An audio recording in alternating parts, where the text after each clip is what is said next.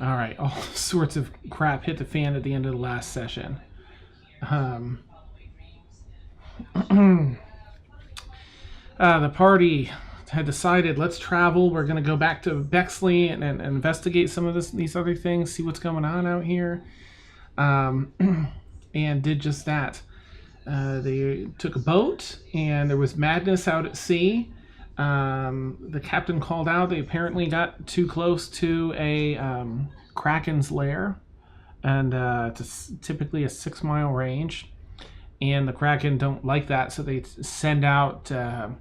it's the whole 6-mile radius can become a huge raging storm, which it has. Hurricane force winds and all that, waves crashing, rain battering down. There are marrow and merfolk and an aboleth, all this stuff attacking them. And then the boat was just almost tipped over sideways, started picking up some water as a huge wave brought it right up to the top and then sent it down the back of the wave right into this second wave coming at them that had, where's that image? It'd be great if I had that one up. Is this it? Oh, yeah. Yeah, share that out. Second wave that was about to strike them had these eerie blue eyes, massive shadow within it, following up in the boat. Let me just make sure for viewers that can. Oh yeah, that's good enough. Yeah, juicy.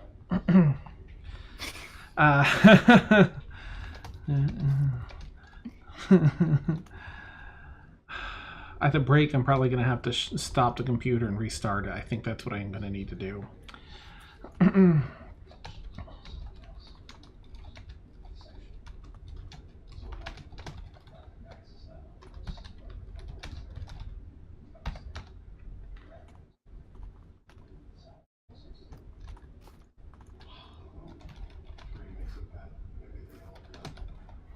All right.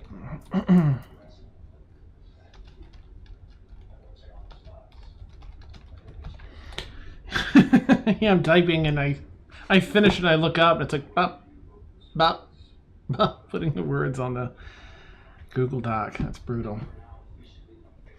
Okay, let's get to some fun. Now, the problem with this, of course, is that Mina and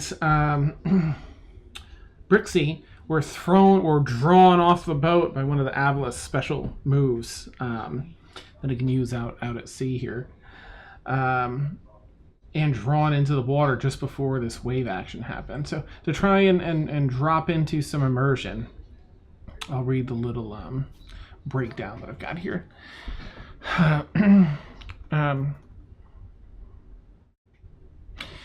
We join our friends out at sea, far from land, safety, and any sort of help. Hurricane force winds and driven torrential rains batter the ship in tandem with the angry crashing waves of the sea.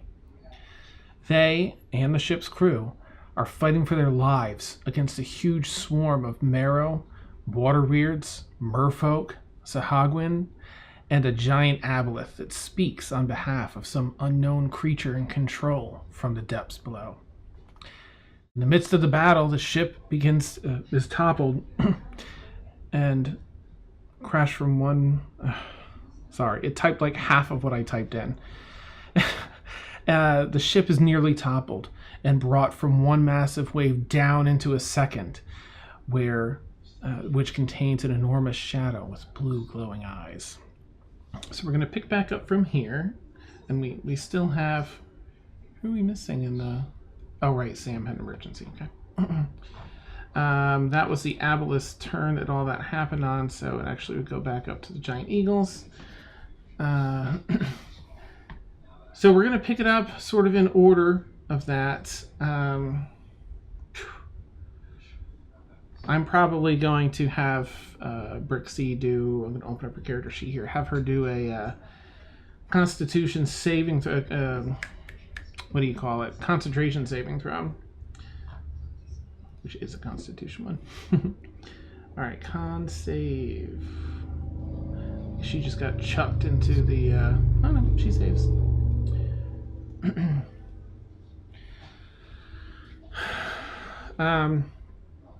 Before we jump right into the battle, I'll sort of see, how everyone feels, what they want to do, or what they've done as the boat sort of toppled down to this, because it is a brief break from battle as everyone sort of just hangs on for dear life. Brixie and Mina out of sight currently from people on the boat. This second wave carries within it a number of other merfolk, peering out from. You can see them through the wall of water, swimming alongside this giant creature. The captain has shouted as you with this in front of you. That's when the captain, shouts, "We're in rain. We're in the Kraken's lair. Turn to so and so degrees here and there." And she starts barking some orders using some nautical language, and commands that they drop the sail.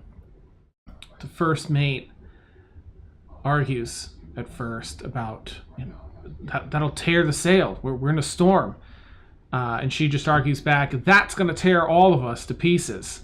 So lower the damn sail and point us in that direction and get us out of here." So the crew starts. That's what the crew starts working on as you're reaching the bottom, looking at this next wave. Sort of, it's far enough in the distance where it'll probably take a round or 2 or 3 to get to you and start picking up the ship. So they're just like, "Let's go. Let's catch the wind and get out of here." Is there anything that you think your characters would do in that time frame where you're sliding, the boat's riding down this first wave and you're seeing the second one and the captain shouting all this stuff? We're still in combat, right? Technically, you're still in combat, but I thought just if you had any story kind of things, anything you'd like to shout or say, like free action kind of things. The boat moves so much, it just all of the bad guys off of the ship, and they just fall into this. Perfect. Nice. It's logical. So, you want to show? Do you mean like screaming in panic and terror? In panic and terror, Felix would like to say, "Buddy up!" Nice.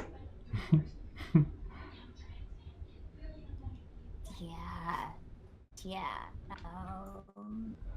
If not that, if you're just like still focused on battle, that's fine too. Have anything? Yeah. Sure. Yeah. Okay. I feel like Caitlin and Felix are still in the thick of it. Yeah. Yeah. Very much looking away. I might. I have a whole bunch of stuff here. Me will probably. Because I think but I think she's right next to the railing. So I think she's just gonna grab on and just hold on for dear life. Okay. Sorry, I'm having so many foolish issues here.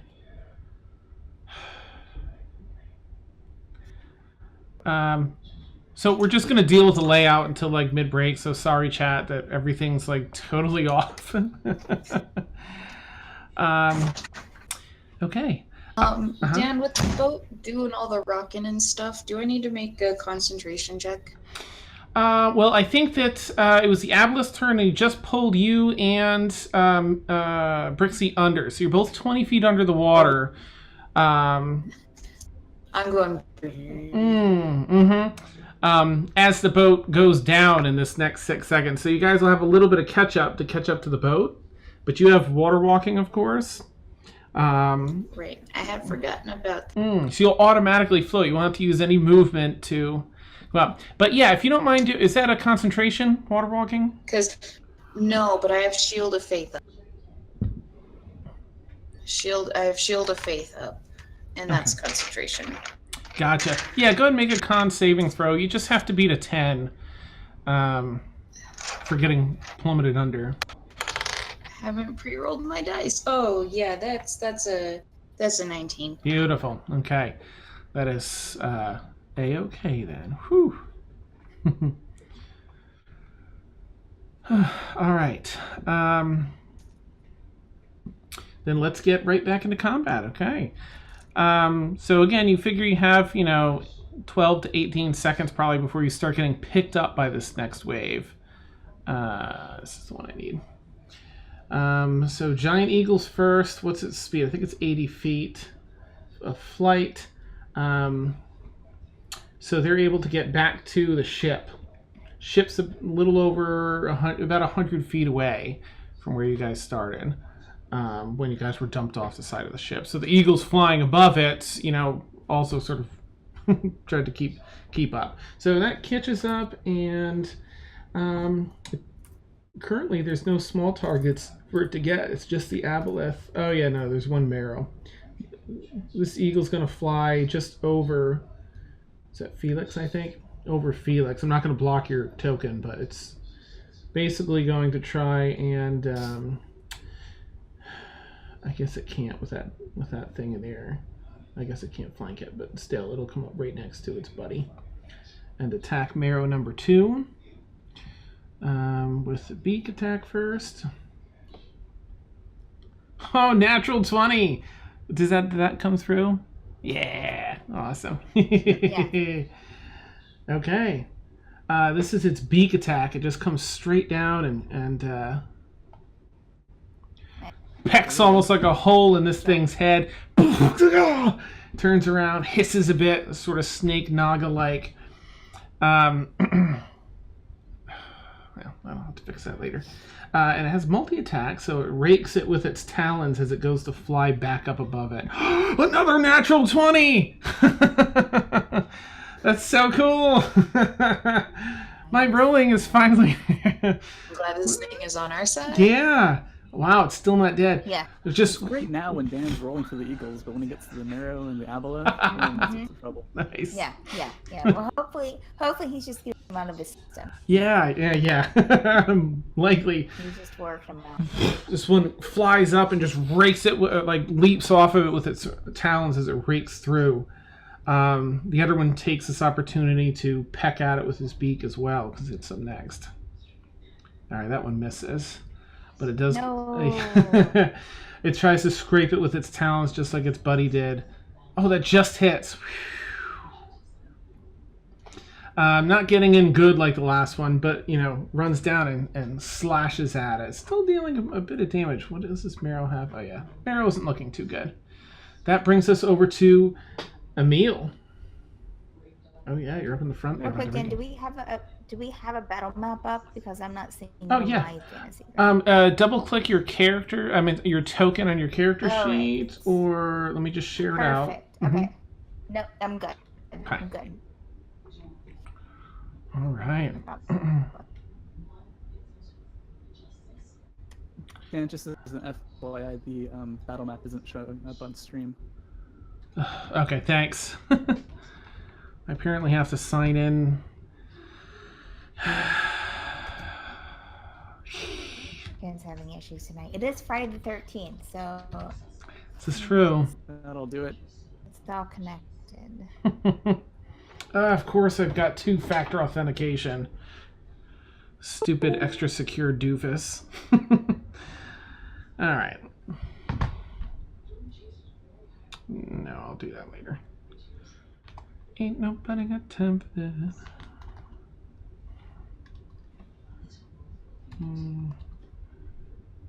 Okay. I'm just trying to thank Frank for the... Instead, I'm just trying to... What is this?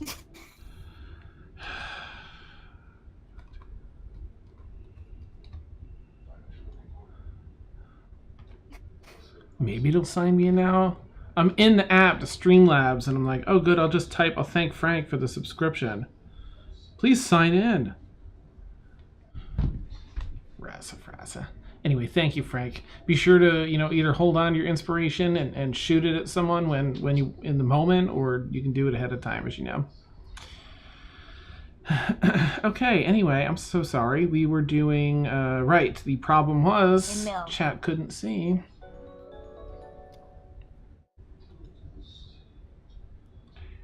go. Let's just zoom this over this way a little bit.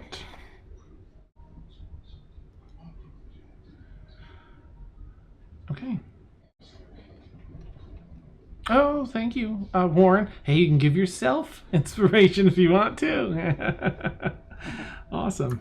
I'll hold on for now. We'll see how it goes. Sneaky. Awesome. Okay, I'm sorry, Emil. You are up. The names are wrong. Yeah, whatever. All right, and I seem to recall I'm semi-ducked behind some rigging, so Yes. I'm going to take a bow shot at the aboleth and then try and duck back again. We'll see how this goes. Okay.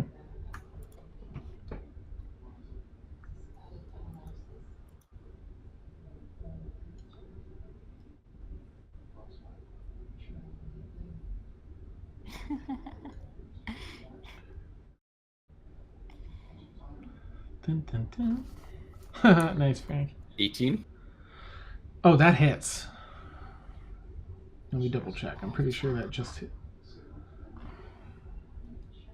Clicky, clicky. Yep, that hits. Woohoo! Okay, that's going to be a d6, and then 3 more d6s for the sneak attack. Nice.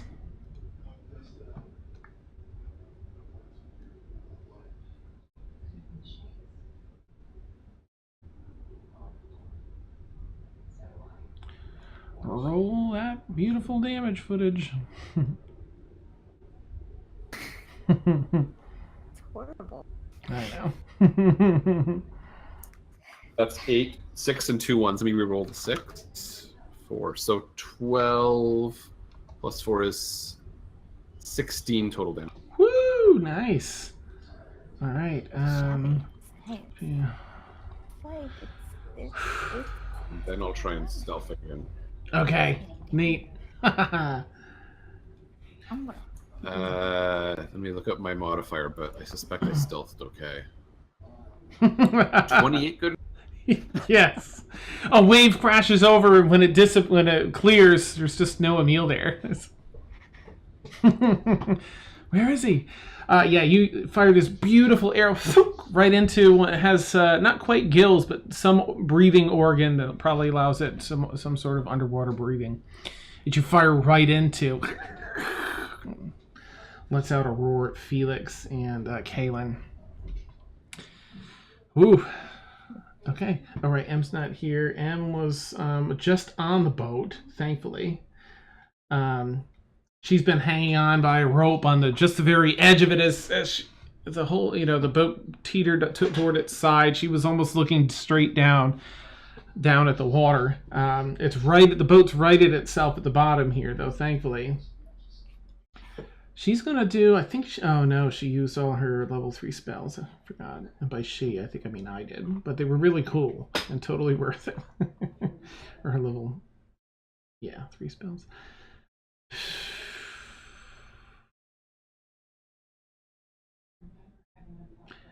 Let me just look and see what people's health are nearby. No one's hurt. Alright, she's probably going to try and cast... Now, she's going to fire a bow and arrow. She hasn't done that in a while, and she's got a pretty legit bow here. Alright. She draws back her long bow, takes aim at the aboleth, and misses. Sorry. And then, as a bonus action, she's going to use her healing word on who's close by. 60 feet, really everybody. What's Emil's set of? Okay, Emil's looking the worst out of everyone. So she's going to cast healing word on Emil. Ooh, healing for 8 points of damage. She got max heal on that. nice. The spirit animal there, the unicorn healing spirit animal, sort of, does a buck for a minute. Clicks down, still trying to hang close to Emil. Anyway, Mina, you're up. You naturally float up to the surface thanks to your spell. You've got about 100 feet or so to go. We'll say 80 because Okay. you had the whole water walking thing on, and that would give you a bit of a head start. Okay, so she just kind of and so I'm up on the wave, right? And the boat is down below. You're like three So I quarters can up. see Yeah. I can see pretty clearly into the daylit boat. Yeah. So okay, all right. I'm gonna take my my crossbow, Okay. which has nothing loaded in it, Uh-huh. and through it, I'm going to shoot guiding bolt, which has a range of 120 feet. Nice. Sweet. So Awesome. and I'm going to do that. Oh, heck, why not? I'll do it at second level, Okay. Beautiful. and I'm gonna shoot. Let's see. The bird's got the marrow. I'm gonna take out the aboleth. Beautiful. It's this giant creature right in the middle. Does high ground give advantage? I don't think so, does it? Does what give advantage? I just didn't hear. I don't know. Okay. Does high ground give advantage? Probably. I don't think so. Nah. Yeah. Only in Star Wars. Just kidding. I mean, it's true. I can't read this number, so I'm going to use a different die. Oh, okay. It's seen some rules. I mean, to be fair. Yeah. Okay. 18. Oh, that hits. Yep. That's 5d6 here. Nice. I love guiding bolt. And this is radiant damage. Oh. That's 4. Ah, no. That's a 7 damage. Ooh, okay. Let me check the aboleth and see if it has any. I hadn't rolled out my d1s yet. My d6s yet. That's the problem. All right. It brings it up to. Yeah, that's painful. Okay. Yeah. So 7 radiant damage, and the next target has advantage Beautiful. because guiding bolt. for everyone's. Yeah. Oh, good. Sorry. And then I'm gonna take my action and just start walking along. Nice. Okay. I guess kind of like skidding down the road. Yeah, like parts snowboarding it. Yeah. Everyone, you do just that. Instead of knocking a bolt in, you just hold it and release from your hand through the crossbow. Down it fires and almost has like an arc as it travels over the water and down onto the boat. Everyone on the deck just sees like a shooting star out of nowhere come down and strike on the back of the aboleth's head and splatter out. It's this white radiant energy as it hits it, just kind of arcs off in different directions. It seems agitated, but it's really, really hurt, so it seems to be almost in a raging sort of moment. And that brings us over to Kaylin. Yes, that would be me. Okay, so Briggsy's still in the water, correct? Yes. She's actually 20 feet underwater and about 100 feet. She's about how many feet underwater? She's 20 feet underwater. She was pulled under, and the spell pulls people under 20 feet. But she's about 100 feet up near the top of the wave.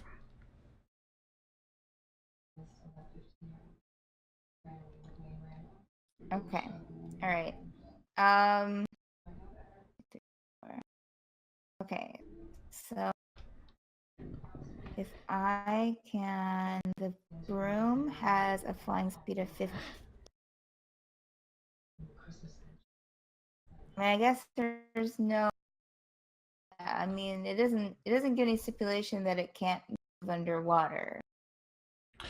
Yeah. I'm guessing You you would be able to? Or... you can always try and find out. You might not have. You know what? Make a perception check if you would, just to see if you have like a good idea of where Brixie fell out, where she might be, because it's kind of tricky because she's 20 feet underwater. But you might, depending on your perception roll. Nice. Hey, the house speaker. In fantasy grounds here. Okay. Okay. If I do it correctly, maybe. Woo! 21. 21 perception. You have a pretty good idea of where she fell in, but once you went under, you're not sure. But you have a pretty specific area where she went in, at least, if you were trying to send a broom in that general area before she comes back up. Okay, yeah. I want to... That's what I want to do. I at least want to get to at least the point where she can at least like try and grab a hold. Okay. She also Already turned it. Like she has a limit on how many times she can. as far as I know, she's only on the one cat thing. I think she's just on the So she one, has but one. 2 is the cap. Mm-hmm. The cat cap. Well, I'll go ahead and I'll just send the broom as far as it can go in that direction. Okay. Was that 50 feet, you said? Yeah, I can go 50 feet. Nice. Okay, you send, you speak the command word. That's... Oh, yes. Gryffindor. Woo! And the broom lifts up and you kind of toss it off the side of the ship and it takes off up that wave behind you. Sorry, I just love making you use the command word because it's great. And that's fine. That's fine. It's fine. So that's my action. Okay. Correct. Mm-hmm. You have a bonus though. Okay. In your movement. I also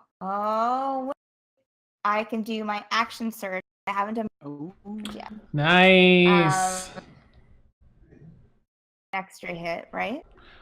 Yeah, you get a whole fresh action. So if you do the attack action, you get 2 attacks because you're level 5. Yeah. Yes. So I'm going to do my action surge, so I can lay some steel into this aboleth in front of me. And all right.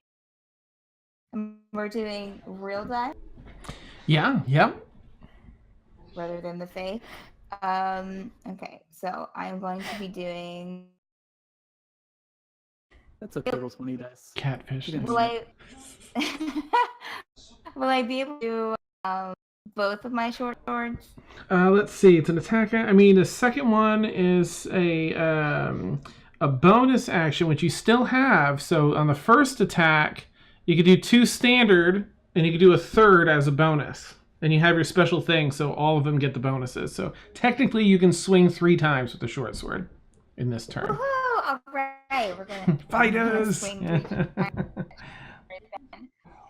Yeah. So after I send the broom out for Brexy, just throw it in that direction. I turn back to the aboleth and I draw my short and I draw my short sword.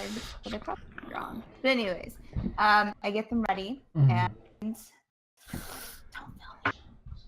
There's still some of that mucusy spittle in your face. Oh, that's a 3.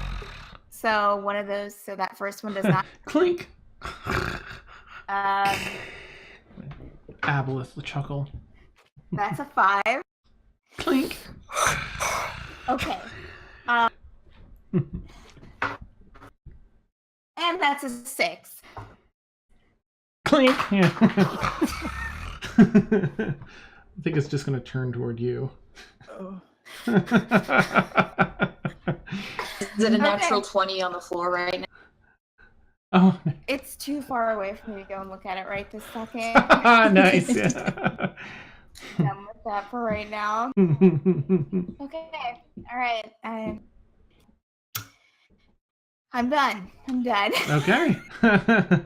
For this turn, you'll be back with a vengeance, I'm sure. Would you mind clicking down to the next thing? Everything's so laggy. It's just... It's the water. It's the water. The water's in my eye. Nice. I couldn't see. There you go. Just as you went to attack, it sneezed on your face. Oh, poor Brixie. All right, Brixie needs to spend her movement trying to swim up. Her movement is 30, however, so she gets, and it's halved in water. She has wild shape and she can turn into a sea creature.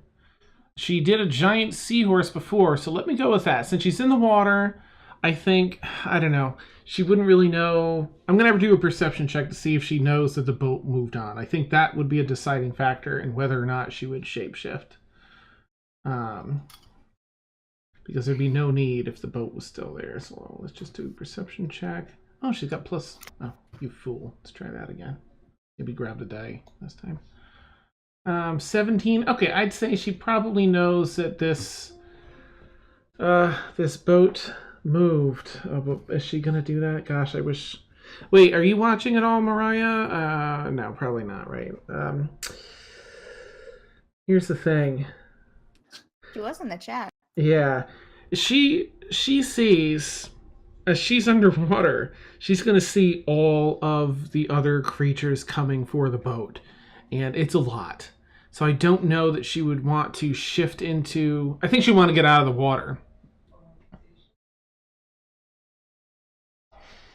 I'm going to say that she starts swimming for the surface to properly assess. Like, she wants out of the water, and she's going to try and do just that, or figure out what she needs to do. So, but she can only get up 15 feet. So she's about 5 feet from the surface currently. However, she can dash, essentially. So she gets the other 5 feet up.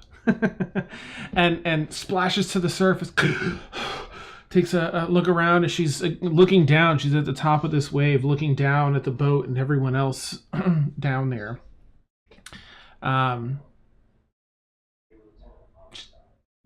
With that there somewhere. Yeah, with that perception check, I think she'd almost hear. Stuff. Your first sword attack would have had advantage. Ooh, because right. the guiding bolt. Go ahead and roll another one, Steph, if you would. And actually, Felix is flanking you too, so they technically roll 3 more because they all would have had advantage. Whoopsie! My DM skills are lagging too. All right, Day. Right, Dark Searchman? Yeah. She'd be like, I got this, don't worry. Okay. So that first one was a 12, which I don't think hit. Are you adding your proficiency modifier and your is that a light weapon? Yeah, and your dex mod? Oh, that wasn't a hit. So are you telling me to roll a hit? Did you roll a 12 on the dice or a 12 total? I rolled a 12 as far as hitting it goes, as far as if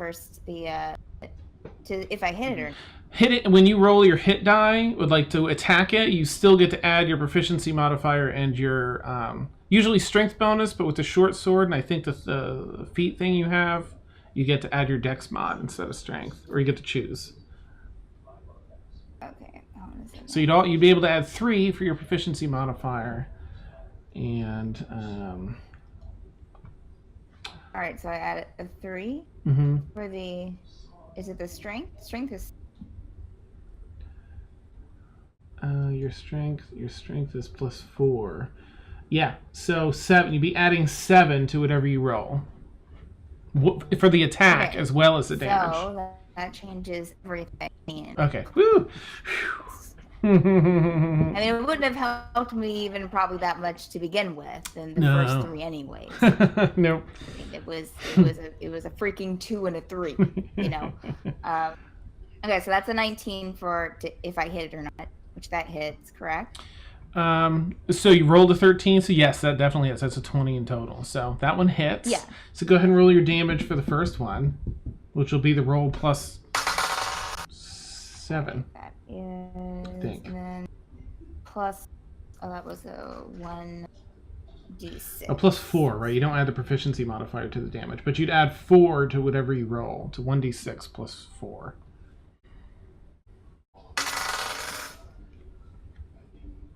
Then that is a 9. 9? Ooh, okay. Boy, this thing's looking worse and worse. It's got big gashes and huge wounds in it. It's got this guttural, as it's breathing, you can see like some of its scales sort of flopping in and out as air is escaping an area where it shouldn't be. What was your second attack?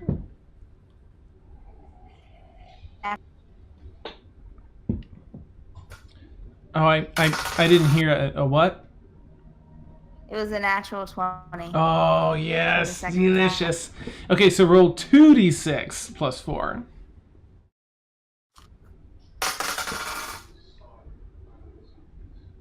$12.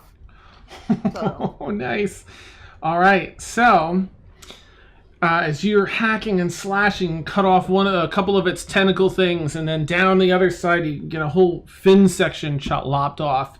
And this thing is looking at you. You could tell it's like minutes from death, seconds from death. It's hanging on by a thread, and you have a third attack to.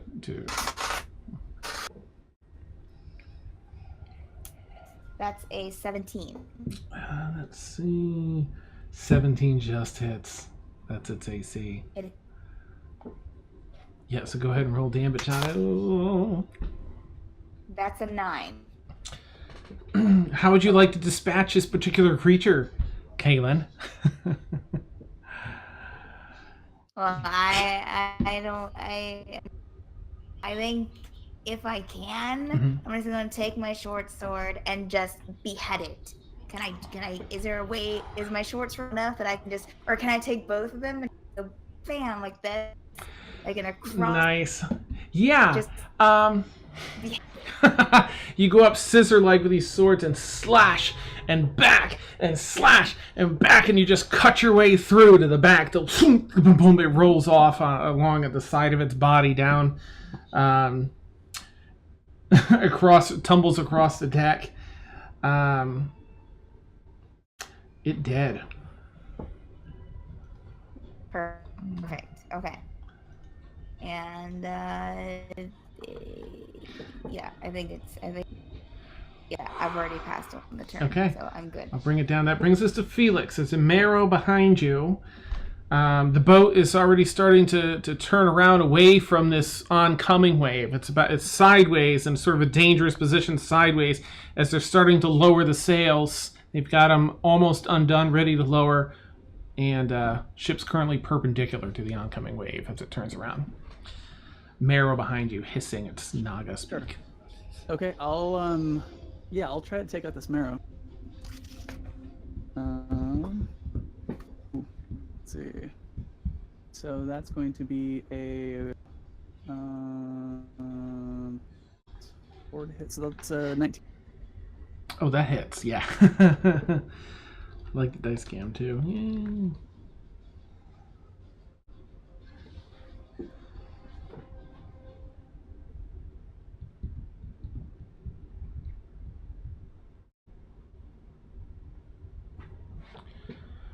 Dan? Yeah, I didn't hear it. Sorry. Oh, Said 19. 19. Oh, to hit? Yeah, that definitely hits.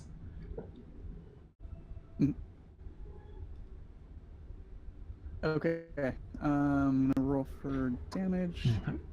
And that's going to be a +1. 7 points of damage. Okay. Oh wait, this is.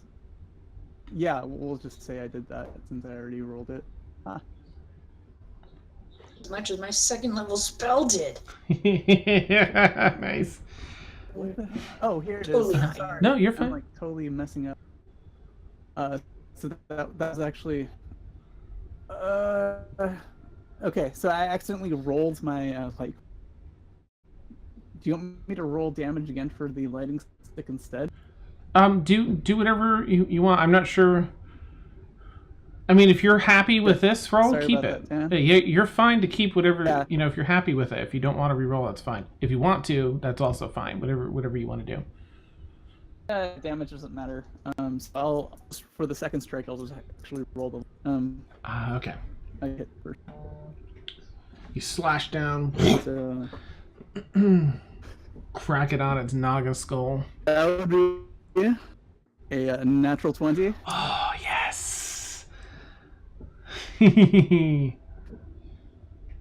So, double dice. That's 5 plus 7. So that's 12 plus.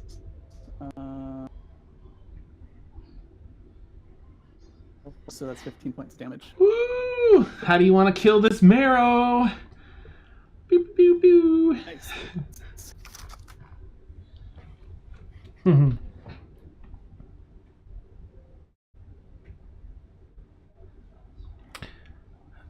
Oh. Yeah, no, just... Wait, was that a... How do you want to do this? Yeah.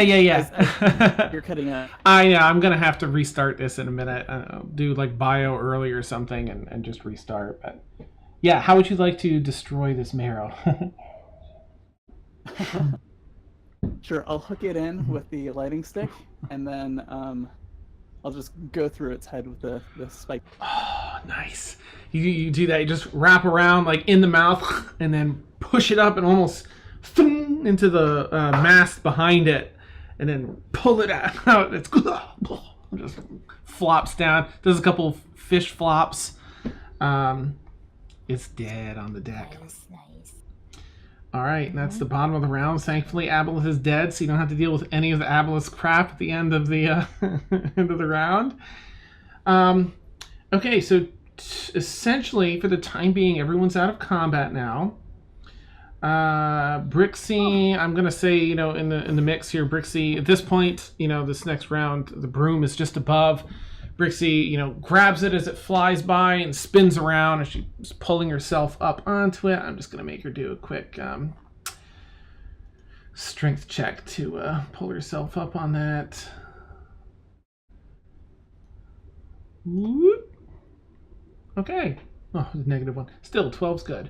So she sort of pulls herself up haphazardly on it, hanging off the bottom, feet wrapped up around it, and arm like this, just zips back. The broom makes it back to the ship just as the ship has turned away from the wave, and the back of the ship is starting to lift up with this creature and everything behind the ship in this wave. Sails drop.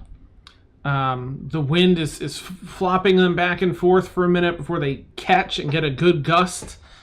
And I'm just... I cleaned up. Where are my dice? Oh, there they are.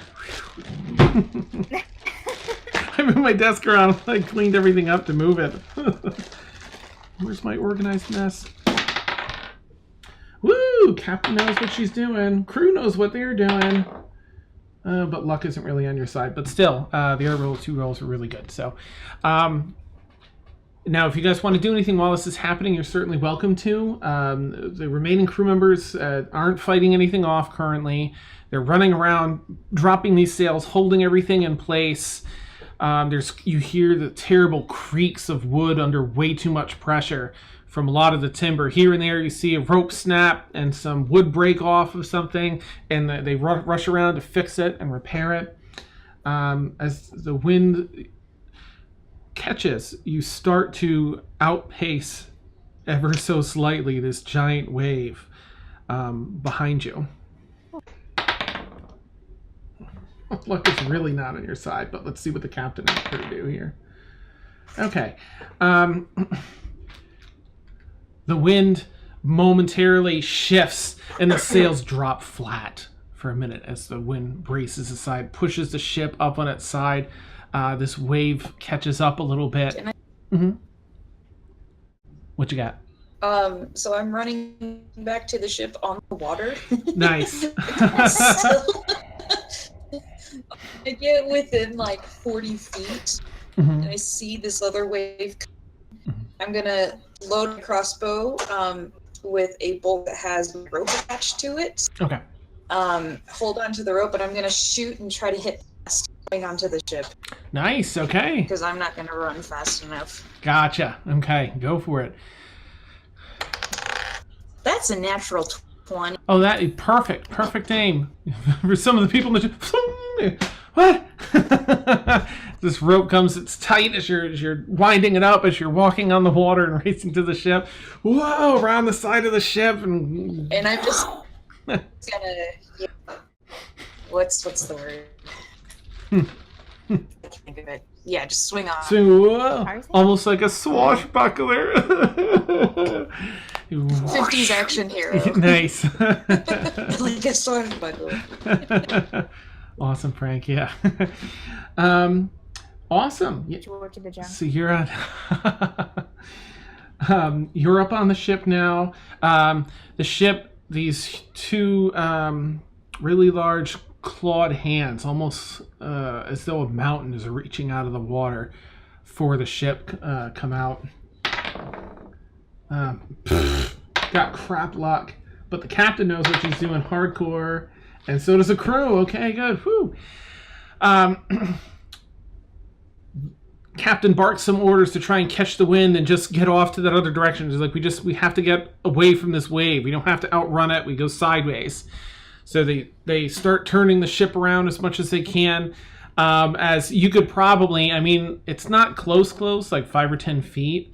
It's about 40 feet away. The edge of the claws on this giant barnacled hand that's stretching up, but it's way too close for comfort, as the hand is a little larger than the ship itself, and it's just reaching out towards you all. But thanks to the captain, you're able to re-catch the wind and start heading off sideways. And let's do one final roll here. That was a 2 for luck that time. Sorry. God. Gosh, I don't know. You've rolled it like 23 times.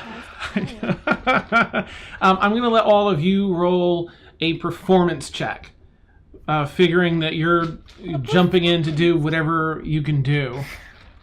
This is meant to be one of the last rolls, but luck was a 2, and the captain and crew just rolled for crap this time around. I'm going to let you guys have an opportunity to... Performance. 2? Okay. Performance like the orchestra on the Titanic. Yeah.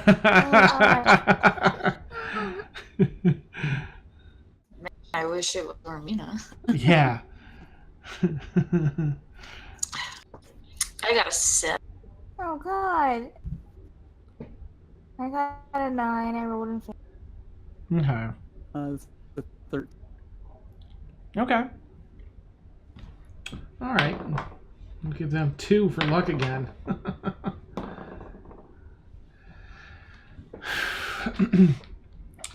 You hear this terrible crack in the center mast as you're starting to make a little headway.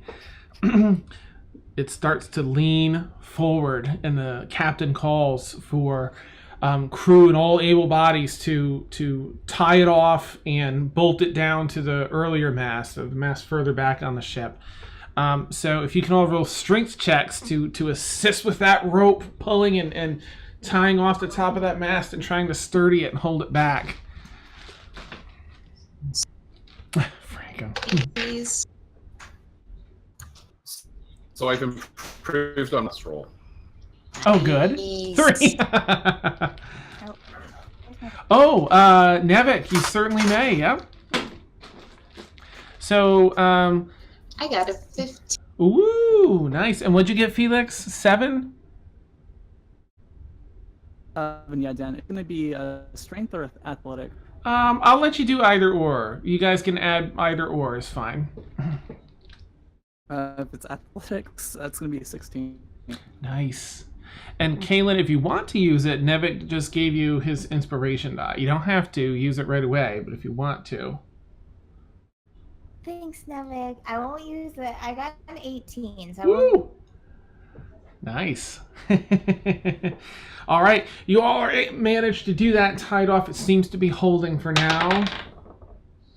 2 for luck again. I'm just going to get a different die. That's 3 times in a row. Okay. Man, the storm has got it out for you guys. Okay, the sails take effect. Grab the wind again, pulling you out of this area. You seem to be chasing for this unknown line where this nest, this Kraken's lair ends in this 6-mile radius. You can't be more than halfway. You figure. So 3 miles at the most, hopefully less. the wave itself starts to collapse on one side and almost change direction now as this creature continues to pursue. Okay, that's a better luck roll. All right, that's not bad. Just fighting a Kraken, guys. Yeah, outrun it. So the captain goes to bark an order, and a couple of the crew's on point. She just is in such a focus mode to get people doing what they're doing. This huge wave. Well, I guess it wouldn't be a wave. One of the supports in the scaffolding breaks and comes down and cracks her in the back of the head and knocks her down prone from it. She rolled a 1. However, as luck would have it, a huge gust of wind fills the sails and really starts taking you off. The crew picks up the slack for the captain because they rolled an 18. And they're going around and I'm gonna run over to her and cast Cure Wound on the captain. Nice. I'm going to have her roll again. Gonna do a first level. She rolled a 2. But that's great. You heal her. Ooh, that is max. He's so nice. All right. So you start making some headway. You don't see, the hands reaching out of the water now, but you see 2 huge horns sticking up out of the top of the wave, as it seems. The eyes are still pretty low. It's just such a huge creature that whatever horns it has are reaching out. You can almost see some of the larger tentacles underneath the water below the wave. Jeez, all right, let's go. Okay, I think that's good enough. Luck sucks, but the captain and crew seem to be making up for it. Let's see. What's the unlucky part? Someone runs up from below decks. A leak! There's a leak! And starts talking about, one level, 2 levels down in the hull. Yeah, no, in the kitchen. Perfect. I was cooking with it. Nice. I left the oven on. Still wet. Yeah. Nice.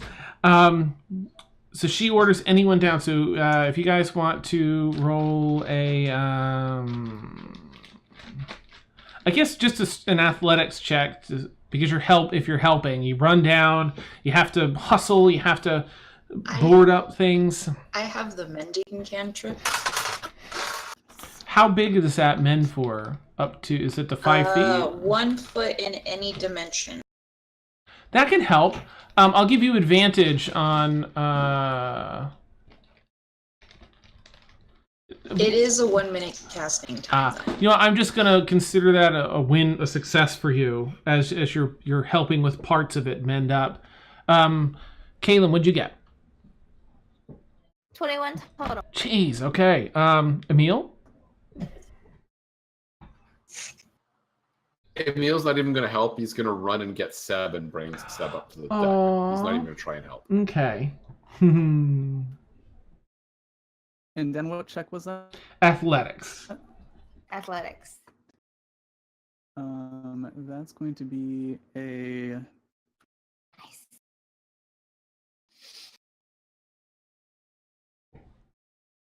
Oh, what is it, Felix? Sorry, the audio is being crappy. 20. Whew. You quickly patch it up.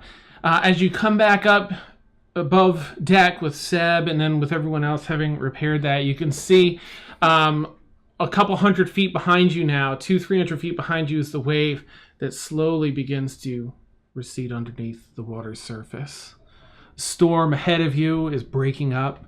There's a little bit of that orange and purplish sunlight in the clouds as it's evening time, and it's coming through the separating clouds ahead of you. You seem to have escaped the Kraken's lair, and while the ship's a little worse for wear, as are some people, namely Brixie that has 7 hit points. So she's looking pretty wounded as she flops. She had flopped down on the deck there. You do seem to have escaped it. I'm gonna gather the whole party and to say that's 1, 2, Who did everybody get? I'm down to 22. Yeah, so everybody got. Okay, so I'll gather all the party in 4 and 5, and then I guess the worst looking crew member. So the crew member who's closest to death. Okay. Because I can get 6 people with this. Nice. And I'm going to test at 3rd level prayer of healing. So it takes 10 minutes. But then let's see, that's 3d8. Let's hope this is a lot better than the last one. 14, so everyone gets 14 HP back. Nice. So Emil, you were healed in total. Yeah. Mina, you're healed in total. That's my last 3rd level spell. Brings him to 14 via. Okay. That Brixley's wasn't a looking great a bit better. roll. That was only 10 on 3d8. And Felix, I'll let you if do yours, just so I don't double do it on you. Okay, you all sit down. Once the waters have calmed and the crew seems to have things relatively under control. There's sort of a small section of the deck where everyone's kind of out of the way near the rear mast. And you all find these crates around and everything that have been roped down to the deck and around the mast. So they're still in place. Everyone's sopping wet. Everything is sopping wet. But you find the time to sit down there in almost a bit of a circle around one another anyway, as Mina comes over and offers a prayer for having made it through that. And she thanks her deity and, offers up this prayer to everyone. And it's just a bit of warmth that you all receive, thinking like, what was that? We made it out of there. Oh, and you all receive the healing benefit Thank of you this. for not dead. Yeah.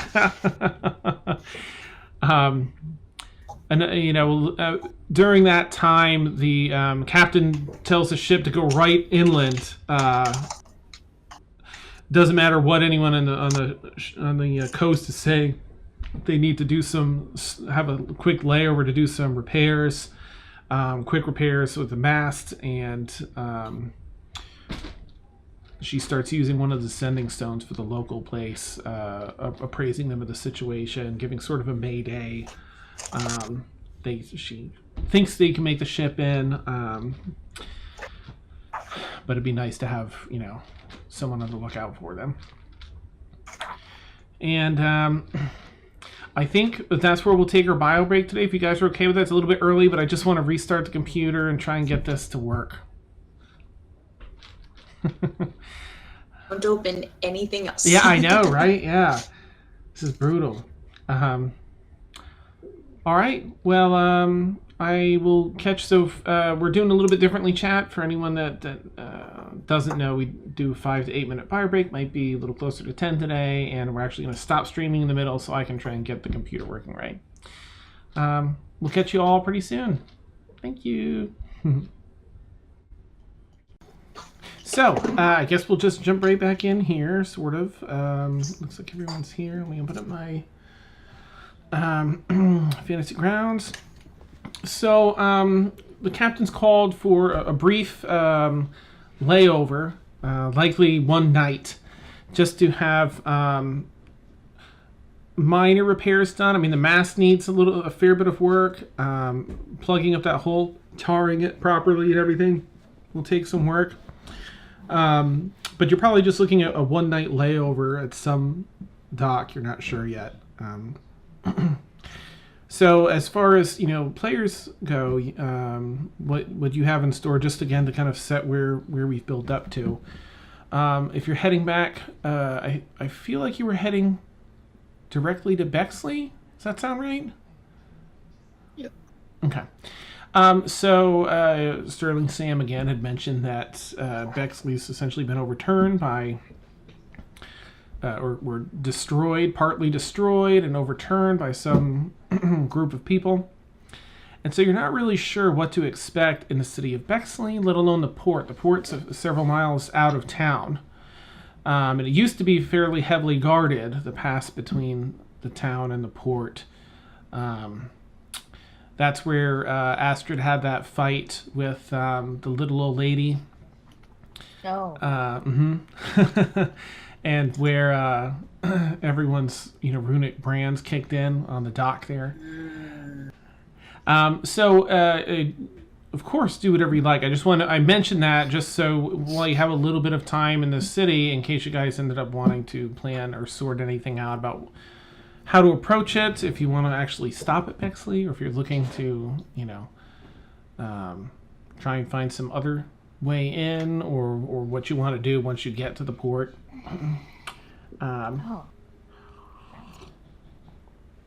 Or if you're, avoiding the port, whatever. But the ship finally makes it into, there's a few smaller ships that come out to meet it several miles off of shore and see that it makes it into port safely. Where's the dock, the port city that you arrived in here, is just called Brim, Brimm. And I'm trying to pull up the image, of course. Fewer things I have open, the better. For now, I'll just leave it at that. And it's a smaller port city, it is. But they have enough. It seems that a lot of ships are built here. This is a big area for, again, the crafting of ships. But there's also commerce that takes place here. It is in... Just, again, trying to yoink open this map. Efferon, you're still in Efferon. Yes. In the kingdom of Lohan, Lohhann. It's in the western side, just below the Erusian Empire. I don't think anyone really know much about it. A lot of people don't know much about this particular kingdom. They're fairly reserved, and they don't get involved in too much across the continent. But as you pull in to port, the folks seem nice enough. It's a fairly clean and well-constructed port, dock, and city. A lot of stone and wood buildings. A lot of craftsman type areas. Not so much the selling of wares, but you see it's again a lot of, there's a whole district that takes up like nearly half of the city that is strictly for shipbuilding. And then you have a lot of businesses there that support that trade. But again, nice folks. The captain approaches all of you as she finishes talking to some of the people that came off the smaller boats to see them into port. Well, I'm sorry for the extra time we're going to have to spend here. Thank you for your help. I told them we shouldn't go out that far. I wasn't expecting that, though. You're welcome to stay here in the ship tonight if you want, while repairs are underway, but it's going to be loud, noisy. There's a place in town that we frequent, and we'll make sure that you don't have to pay any room and board if you want to split a few rooms. You can afford up to 3 rooms. Least we can do for you. Thank you. Thank you. Well, gotta get back to work here. It's gonna be a long night. It's just kind of rolling up her sleeves. Captain, I can help where necessary. I have my mending spell that I can do over and over again. It can't do a very big area, but I can do little patches, so you guys can focus on the big things. Well, that would be greatly appreciated. A couple of the sails have quite a few tears. It's going to take us quite a while to sew them up proper. I think that we'd much benefit from that. Mending all night long. Nice. That's what I'm doing. Please, come on. It leaves no trace of former damage. Ooh, that's amazing. They're gonna love you so much. Excuse me. We'll head below and see Brixel about mending those, please, and he will be more than happy to hear from you. Thank you again. Anytime.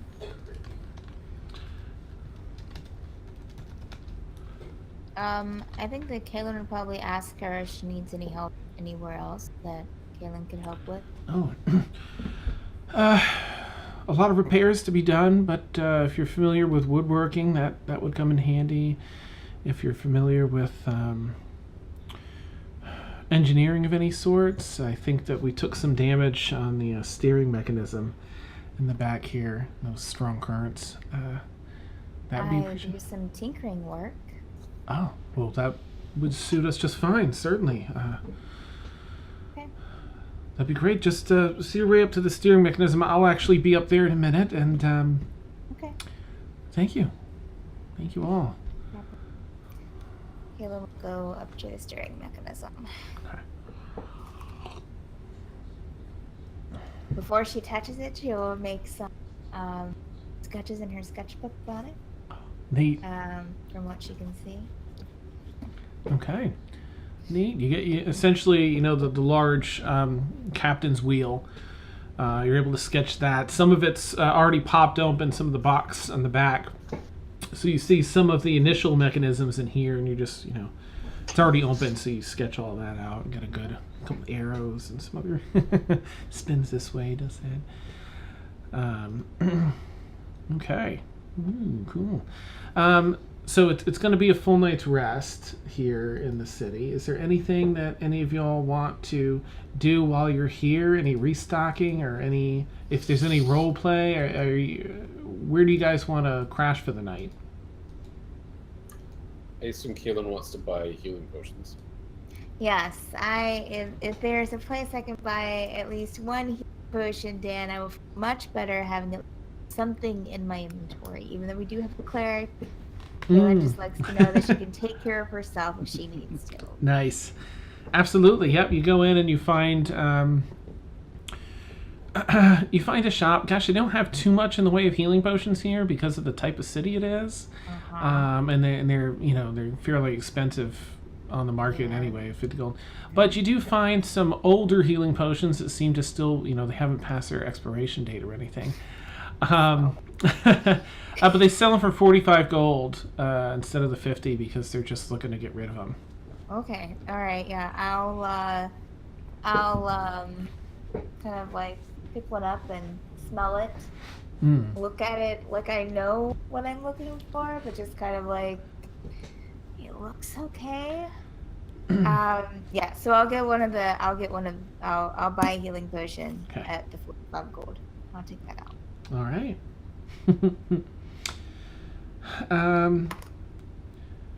And it's a basic standard city. Is there anything that any of you would like to do while in this layover night? Felix is going to restock on some cooking materials. Ah, nice. Okay. I'm gonna sleep and recover some spells. I have 2 left. Ooh, brutal. And the spells I have prepared, I'm just gonna keep that the same.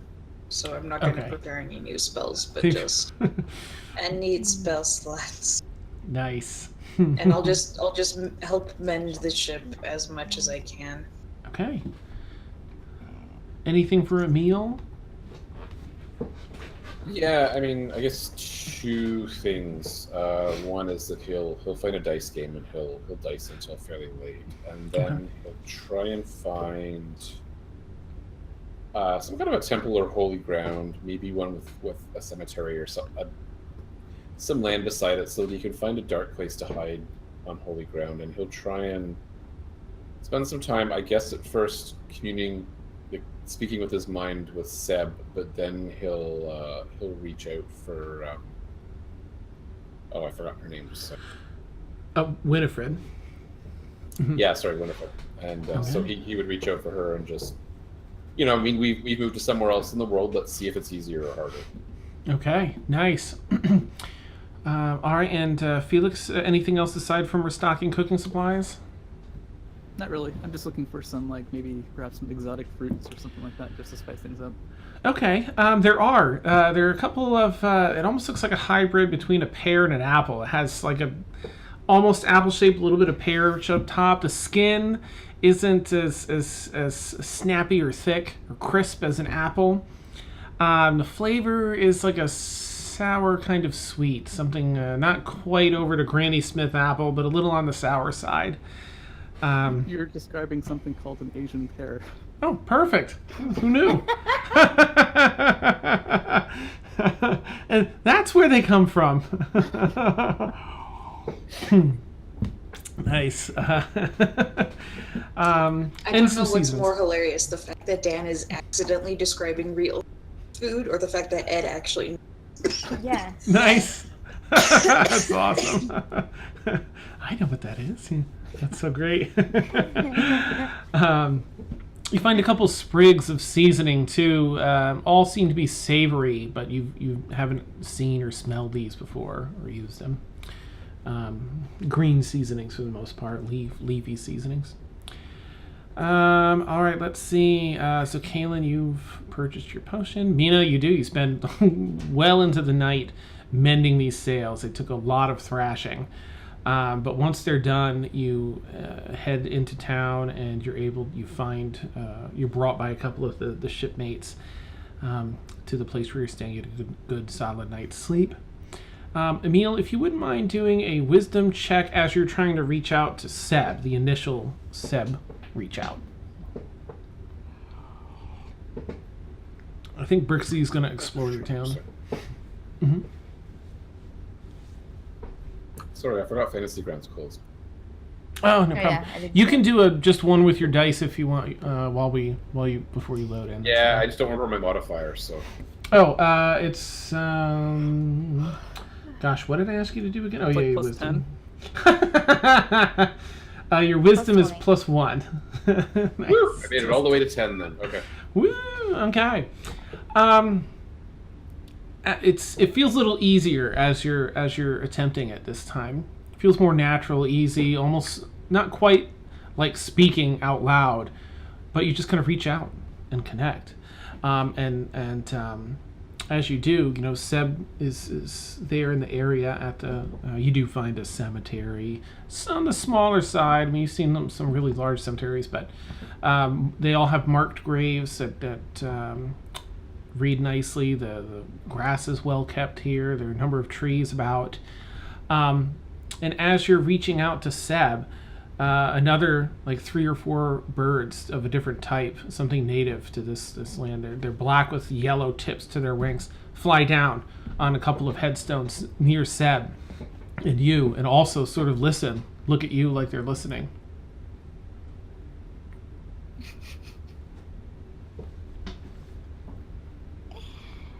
I don't know what to do about this. Clearly, you have to feed the birds. But yeah, I was just gonna say, I guess I'm now feeding 4 birds. So. Awesome. Feed the birds. The birds survive. Yes, you think, come and eat. And you take it some. Oh, go ahead. Yeah, no, go ahead. I do that, but I'm gonna ask if anybody else. I see if they get fed off, and just a general kind of question, does anybody else do this? Has this happened before, kind of thing. Okay. So they sort of hop over, and Seb just gives you a look like, no, I mean, no. And the other birds, you get not the same crisp thought that came into your mind from Seb, but you do get a general, an impression of the feeling that they're thinking, yay, food, and no, this isn't normal kind of feeling.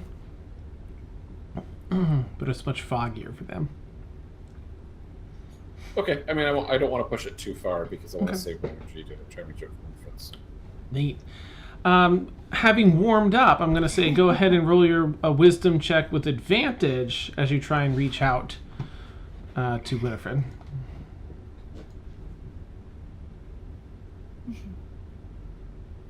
Always the question of which dice do I trust? Ooh. None of them, unless you have it. That would be a 10. Oh. Okay. You reach out, and you don't have any experience like the dream state that you were in, but you do feel, instead of feeling that connection through a great distance with a bunch of fog in between, you get, man, it's right just at the tip of your fingers. You can feel her presence. You actually have a bit of a sense in your conscious state while you're doing this of the direction that she's in, and not a precise distance, but a general distance of where she is. She feels like while she's probably not in this kingdom, she is probably maybe only a kingdom over. She feels, closer than anything you felt beforehand. Is there any thought or anything that you're pushing toward her to as you attempt this?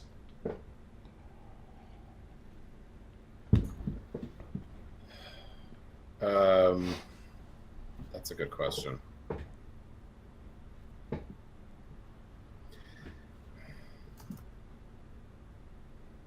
I mean, Sterling Sam implied that she was good, but I don't really know that much about her. Mm-hmm. So I don't think it would be like a worded communication, but I'm definitely not trying to hide myself from her. I'm trying to, make my presence and my searching for her generally known. Okay. You know what? Go ahead, make one more. No advantage this time, but make one more wisdom check if you would. All right, different die this time. Okay. Neat. She sensed that, and she nice. Yeah. The switching dice paid off. We're up to 11. Woo! Nice. Nice. That is an improvement. It is. Yeah. So you get, again, no words, but you do get the impression that you get you have a feeling of security, as though she knows where you are, and it's like an acknowledgement, like, I know where you are, I'm coming to you. It's sort of that you feel a little security in that for a moment. Before it starts to dissipate as the birds are calling for more food. Those three annoying birds are chirping for more food as you're trying to relax and meditate. It brings you out of it. But it's late evening. That next day, it took another day to get back to shore there. And if there isn't anything else you want to do out here, you're welcome to get a good night's rest. Okay, yeah. Okay. You're all able to do that in this hustling, bustling town full of shipbuilders. You wake up. There's a hearty breakfast offered free at this location. Definitely a number of options. Felix would, I'm sure everyone would acknowledge that, know it, and be happy. But Felix, a little more than everyone else, is your you don't usually see this sort of a spread. They seem to be prosperous, a self-contained prosperous city here. They have farms inland or something, because it's very fresh. There's fish, there's breakfast fish, I don't know, but there's fish, there's bacon, there's coffee, there's you name it, beverage and drink. There's a bunch of biscuits and this oatmeal types meal. And you guys sort of have the run-of-the-mill with breakfast. As you step outside to either explore or to go back to the ship, there's a strong scent of sawdust, construction, sawdust in the air. You hear the sounds, the echoing sounds of hammers striking nail and wood through the city. And people seem to be generally happy here. Is there anything you all want to do in the city before you head back to the boat? No.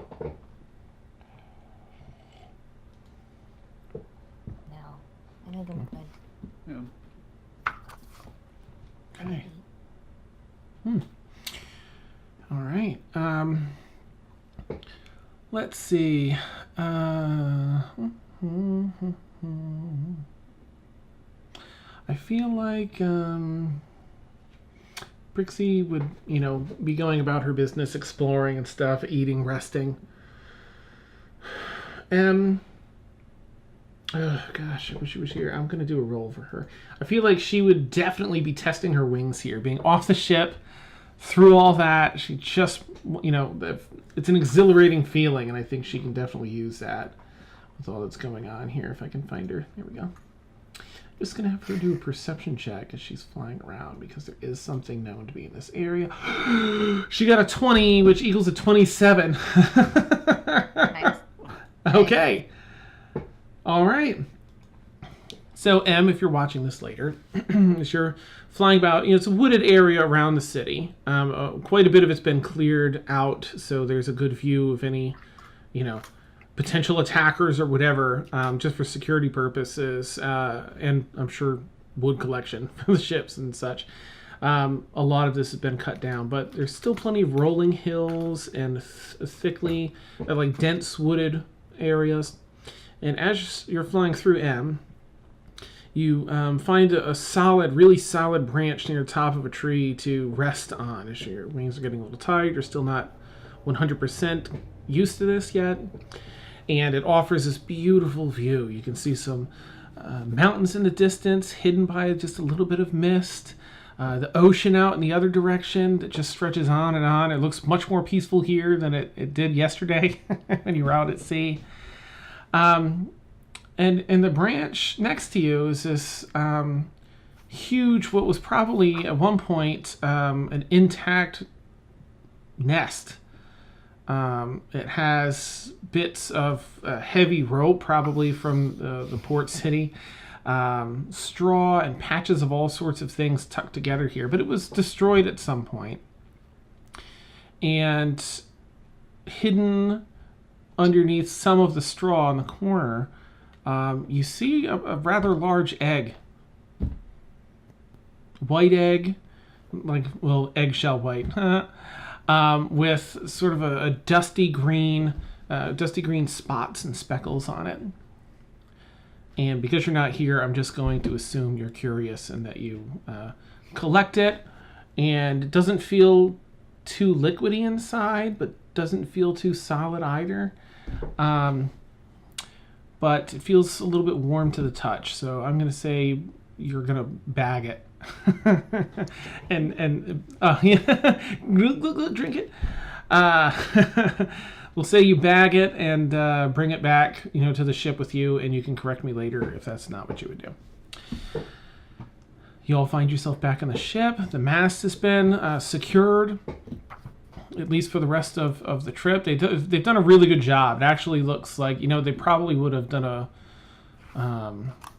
let's see what they did. Just roll for it, right? Okay. They essentially replaced... the way that they built this mast is down through the deck. There's some other segments that are separate from the rest of it. And so they've removed the part that was broken, the tall part above the deck, and fastened the rest in with little pinions and other things to hold it sturdy. So the ship looks great. It's definitely back to being seaworthy for this long journey. I guess they figured they put in the extra money to get it repaired properly, because you do have quite a bit of sailing to do in the open ocean. And the captain, blows her captain's whistle, calls for the crew. The rest of them pile on board that were celebrating the fact that they're still alive in the city last night, and you guys head back out onto the ocean. And I'm just going to do some rolls because, you know. As we're Yeah. sailing, as we're just going, Mina's just gonna be every so often, like she's doing the missionary cleric thing where she's not trying to push, but she's doing like a sermon, perhaps, if that'll, because sailors are superstitious and they could use and they always want the help of the gods, so she's always doing that, always making sure there if people have questions. Okay, nice. This is true. And there's some people, I mean, especially after all that just happened, that are definitely listening intently and saw you do the prayer, especially the two that you were healing after. They're like, yeah, okay, maybe there's something to this.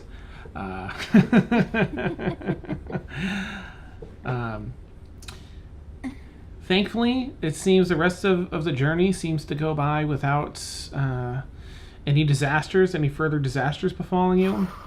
Captain and crew are pretty good, and they know where to sail anyway to avoid most of these issues. They only ran into this because they kept getting pushed further and further out with these other ships. And while they are still sailing a bit away from shore, whenever they pass a port that says move further out, the captain just lays into them and tells them, what happened and why they're absolutely not doing that, and someone else can make some way. She does not take no for an answer. You continue south along the western coast of Ephron and then hook around below the southern tip of Calais, and then head northwest and then almost perfectly westwardly toward the port of Bexley. I'll say we'll fast forward. Is there anything that you guys want to do? We'll say we're about a day out. The captain comes by and I'll tell you it's morning time. Says by next morning, 6 or 7 a.m. we should make it if the wind holds. So you guys have a rough idea. It's about your day out. Okay. You're asking if there's anything that we want to do, or we're just kind of waiting on the ship. Like, if you want to just wait and pull into Bexley Port, because you also have your history there of saving Sterling Sam from whoever was shipping out of the port of Bexley. Do whatever you want, just as a reminder, in case you guys had anything you wanted to plot or plan in this last day. Want to give Is you there time. a spyglass on the ship? Yes, the first mate has one.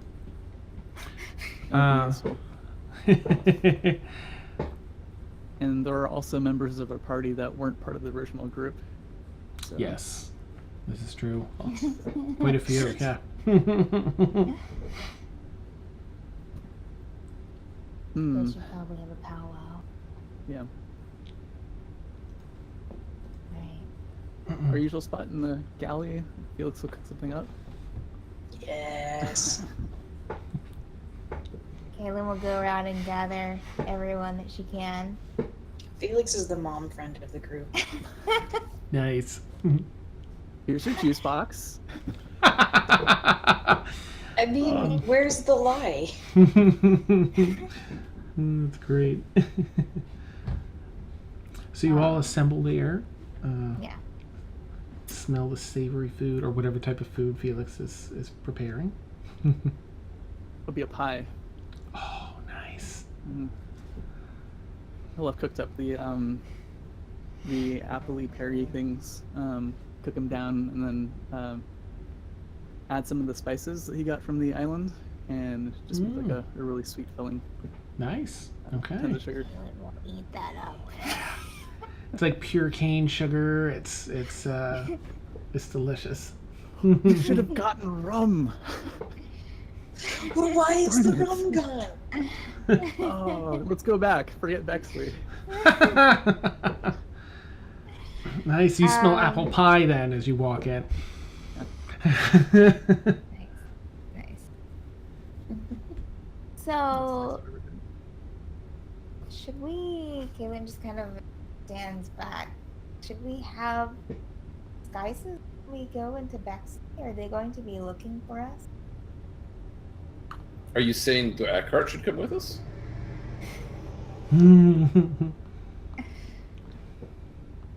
Kaylin doesn't know how to answer. I miss that guy. I wonder how he is. Oh, this is a wizard friend you were talking about? Something like that, yeah. Kaylin laughs.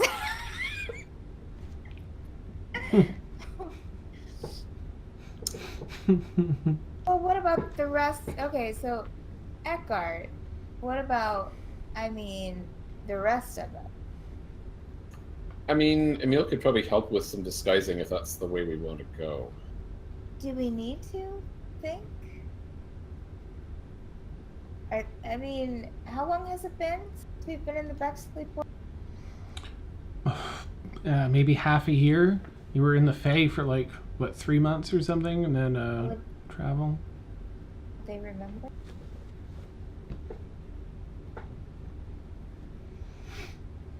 Would Felix remember if we needed papers to enter and leave Bexley? I think that's up to you. I wouldn't make it roll. Leave, right? We needed papers to leave, right? Because that's how everybody got together in the group. Mm-hmm. You needed them, to head out and use the port to leave. Coming in, I feel like you probably would have had at least some identification checked. Which is, I think, why they essentially asked, for everyone's name and stuff when you boarded the ship. They usually, it's sort of a customary thing to show up and have some form of identification. Although you don't know what the condition of Bexley or the ship is, but that's what you would be accustomed to from beforehand. Alternatively, we can just kill everyone. Kaylin just looks at you. I think we should avoid that. To be fair, humans do make good meat pies. Oh, Kaylin's uncomfortable. And then Mina just starts laughing. It's a good joke. Kaylin laughs out of like it's a it's a trap. No, okay. Felix had a fork halfway up to his mouth. Nice. She just kind of awkwardly sips her coffee. Oh, that's great. This is why I don't people.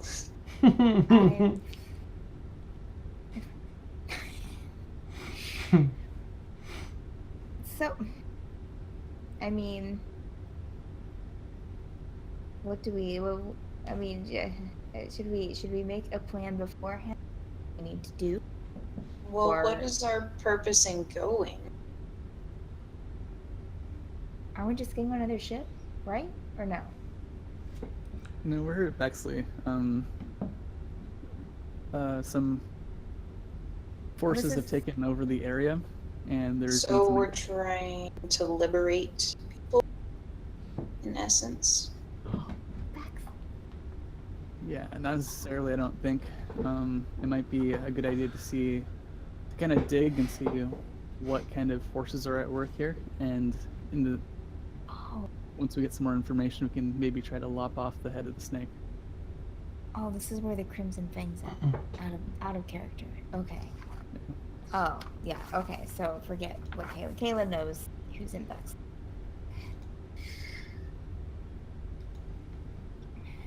I think we can convince the ship to let us just hop into a crate and unload the crate.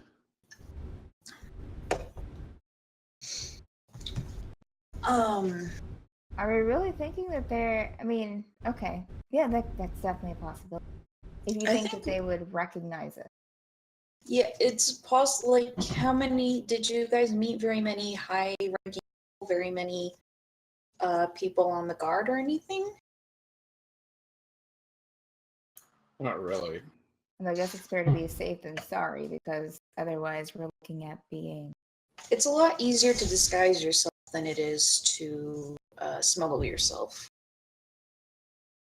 True. Yeah.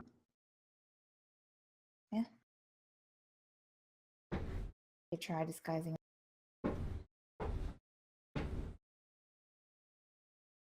Well, I have a fancy silver cape.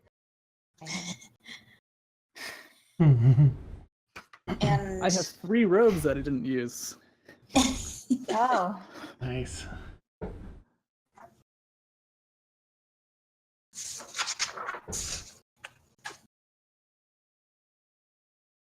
I could put a piece of metal over my face. Seem extravagant. Okay, let me know what's fancy. Not.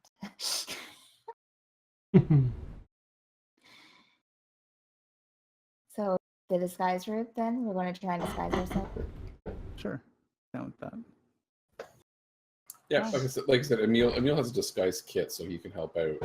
If you have ideas of things that you'd like to look like, there's probably limits to what I can do. I mean, Mina's probably still going to look like a dark elf regardless of what I do. well, since I haven't been here before, I think it would be good for me and that one over there, and she nods to Brixie. Might be good for the two of us to remain as we are, because we stand out, and so we would draw attention away from. It's true. We've never been here before, so we have no reason for anyone to suspect us of anything, except for what people normally suspect us of doing. Brixie nods. I can always be a cat. A cat? That too. Oh, that's right. Wish I could be a cat. It is fun. Just dwarf. I'm just dwarf.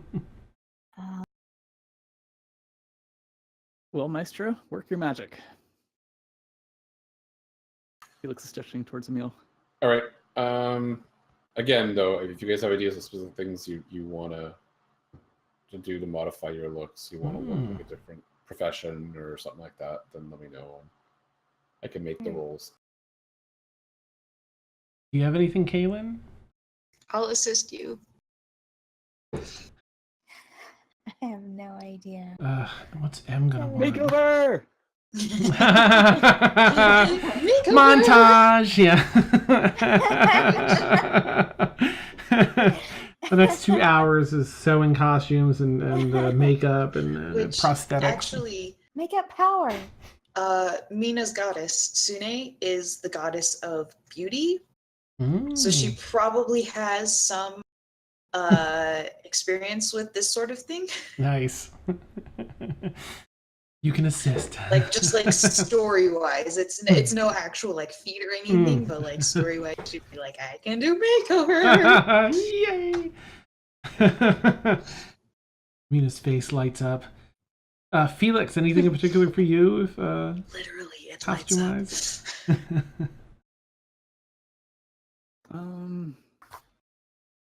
Let's see. He's a city guard. How about like a farmer or something simple like that? Sure, sounds good. Yeah. What does M want? She wants to look human. And except for the wings. I was going to say the wings might be a little bit beyond my ability with disguise. And she wants raven colored hair and oh gosh, I don't know. We'll say she wants to look like a rundown bum. With wings. Yeah, with wings. Just feel like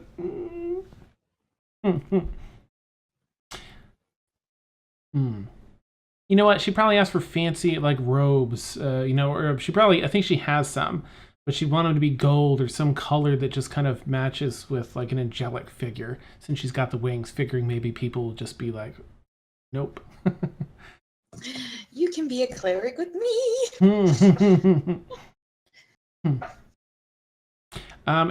So Kaylin and Felix, if you do have anything in mind, go ahead. And in the meantime, Emil, I'll say go ahead and roll with advantage because you've got the time, you've got the tools, and Mina's assisting with the beautification part. the makeup part and everything else for everybody. Your checks for that. I think I put it in your. I think anyway in your skills. Yeah, you want like a single roll or a roll per person? Let's do a roll per person. All right. So just the. What's the order here? Let's do Kaylin first. Kaylin, did you land on anything you wanted? Or Felix already said what he wanted. Sorry, Felix. right here. Is it a millipede? Yes, it is. Step on it. Fire. You have a book to drop on it? I think, yeah. Let's do Felix first, then she can get rid of the bug. Thanks. Yeah, do Felix first. Yeah, keep that bug. Felix. So maybe I could grab some empty burlap sacks from the ship, just because we've been on a long journey. I'm sure like the grains or something like that have been depleted, and there's some empty burlap sacks lying around, and make like some trousers that are clearly too short, and then just like rough up the edges so it looks like they've been broken in and worn. Drag them behind the ship, so the waves gonna break them in as well. Reverse mending. Yeah, no, exactly.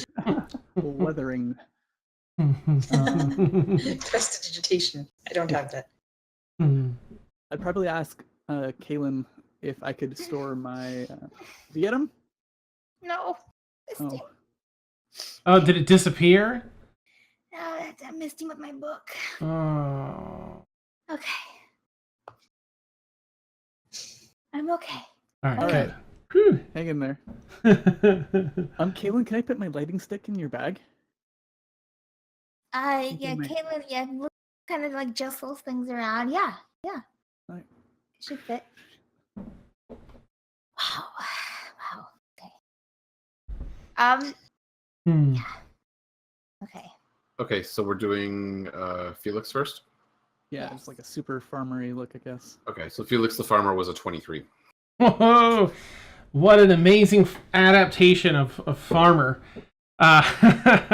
Felix still looks ruggedly handsome with his hay. He takes the straw hat off for a minute. I really like the way this looks, and it's still. But fixes the hat back on. Piece of straw to chew on. And it just looks like perfection. He's got the overalls or bibs or whatever you call them, depending on where you live, I guess. They call them bibs down here. Wait, what? And it's just perfection. Tall, weather-beaten boots with some dirt and mud on them. You really, Emil, you really put all the touches into this one. So I guess Kaylin next. And Kaylin, did you already say what you're looking for? Could you do you have any way to give me a beard? Mm-hmm. Oh, cool. Can you just turn me into into a male dwarf? All right, let's see what we can do. Okay. That'd be a 25. Yes! Nice. I'm the best male dwarf ever. That's amazing. Crossplay. Beard. Yeah. Like- Put my hair up. Awesome. And these braids that look kind of dwarven manly. Awesome. It's like as you're saying that to Emil, a crew member walks in that has this big bushy red beard, just almost the same color as yours, except a little darker. And it's like that perfect timing. Excuse me, sir. Emil gives it a good clean down and gets it all set for adhesive. Yeah. I make some oil in my alchemy jug and put a little bit oil in the hair to give it a nice grungy look. Nice. Yeah. That is perfect. Okay. And then go ahead and roll for M.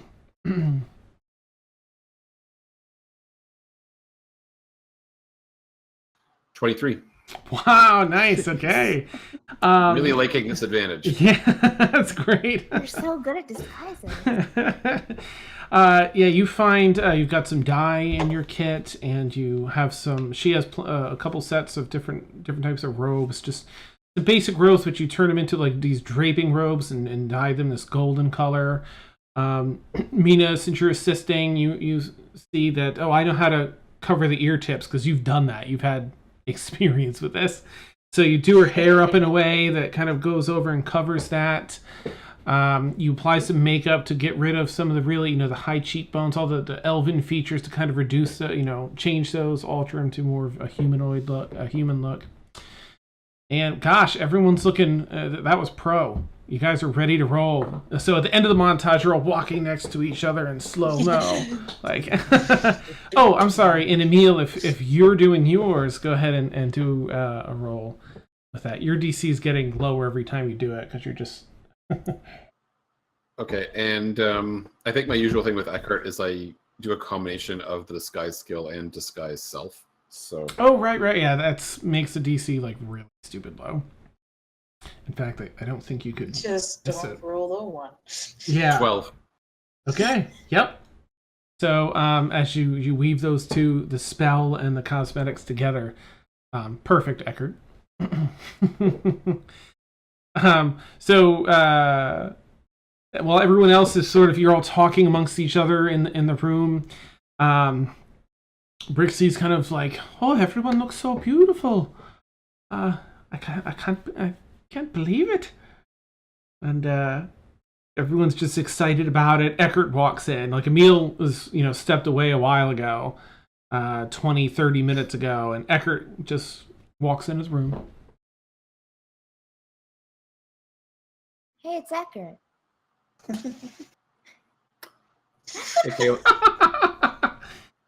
Greetings, Kaylin. Are we ready to go? Are we ready to make landfall? Sure. Where did Emil go?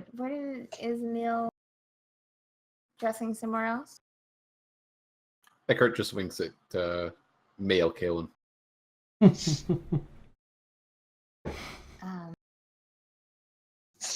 Okay.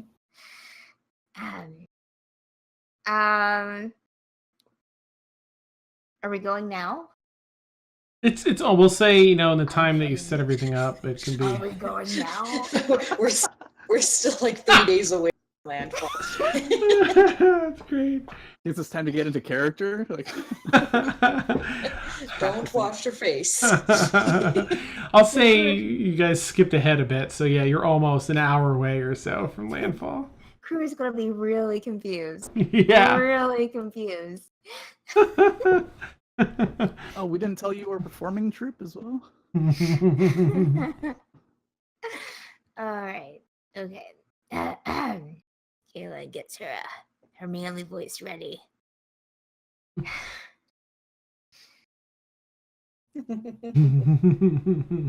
Narrows her eyes a bit.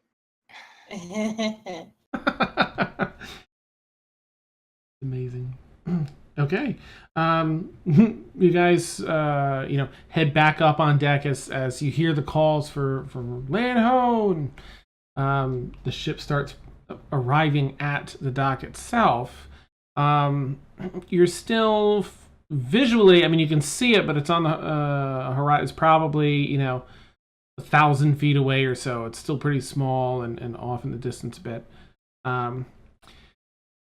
Are you guys going to ride the ship right into port and then just get off there? Sure. Okay. Sounds good. Before we actually land, could I ask to take a look through the spyglass to see what's on the dock? Oh, sure thing. Yep, you ask... oops, wrong document. You ask Rick Robbins, first mate Rick Robbins. I'm never gonna give this up. No, he says, "No, here you go. Yeah, you can. Sure, you can use that. But extra careful. It's really, really expensive." Boy.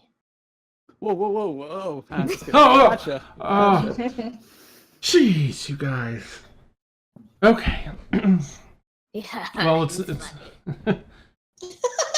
he kind of looks over at you. He's just gonna do a Don't check. ask. Yeah. Yeah. He does. He recognizes it's you, but he's still. Yes. Yeah. Go right ahead. You can go up in the crow's nest too if you want.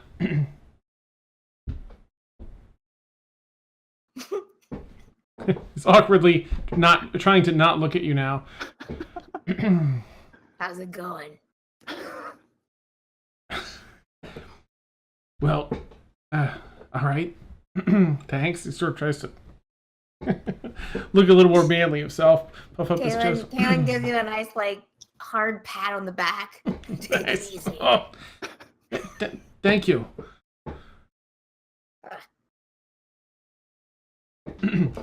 Nice. Love it. Reminds me a lot of Mulan in the army. Ah, yes. I have one too. They're very manly and tough. That's perfect. Kaylin goes and stands by the side of the boat and just, like, I don't know, flexes her muscles. Sort of like, pretty the strong. Yeah. Nice. You can never tell with dwarves. I wish I had some meat. Well, Is that out of character though? nice. He's like, well, grab a bite to eat before we dock if you like. No? Great. Yeah. Takes a roll out of his bag and just takes a big bite out of it. He's like so lost. He's not sure if how down he is with it or not. He's just like,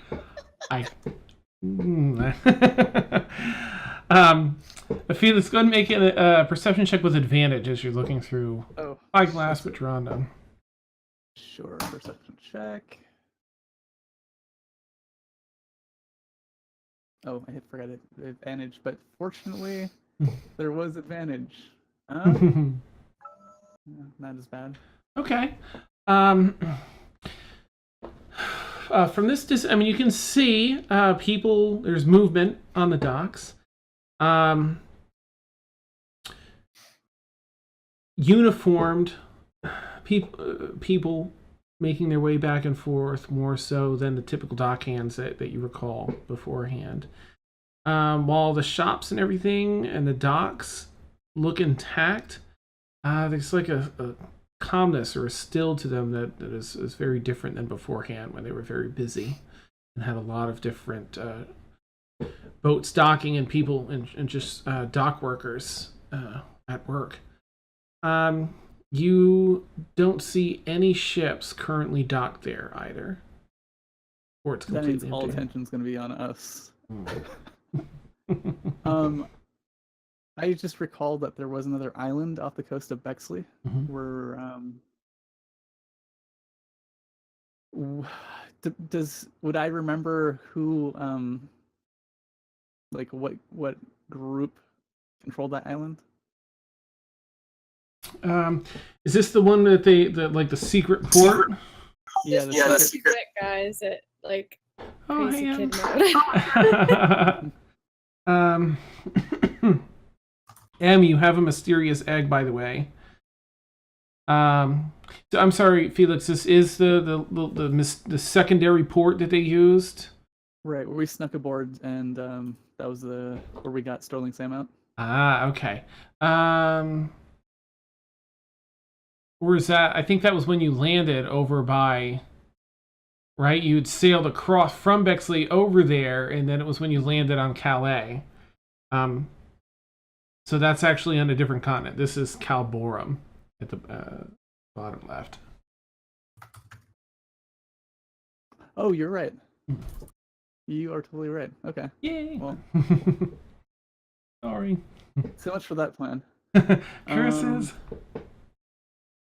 Yeah. Okay, so I'll come back down and I'll hand off the spyglass back to the first mate. Yeah, this is nice. Really great quality glass. Thank you. So there aren't any boats docked, and it seems to be controlled by a pretty sizable, I wouldn't say military, but that's not, maybe like a paramilitary force. We'll probably have all eyes on us if we dock here at this port.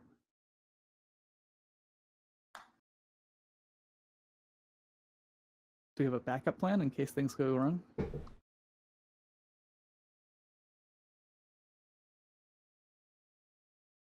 Is this the only way out, in and out of the city? Where does it lead to beyond? I don't remember doing that. This is a completely different continent, right, Dan? This is, well, it's its own continent. This is the tip of it, Calborum. Right. Okay. Mm-hmm. If necessary, would I be able to recognize any entrances into the Underdark as a very, very last escape resort? Probably not down here. I'm sure there is one, but I don't think it would be in the part you're landing at. Be deeper inland, I think. Okay.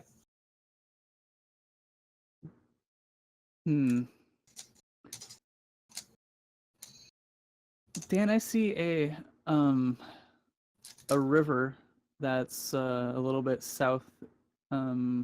southeast of Bexley. Mm-hmm. About how far is that? I don't know how many miles each. Oh, gotcha. is on this map.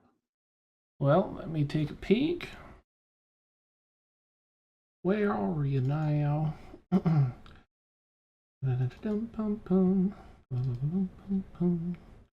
Calborum. Bexley! Nope, that's just a city. It's not. Sections of the world. Okay. It's finally on. Theme music. You're welcome, yeah.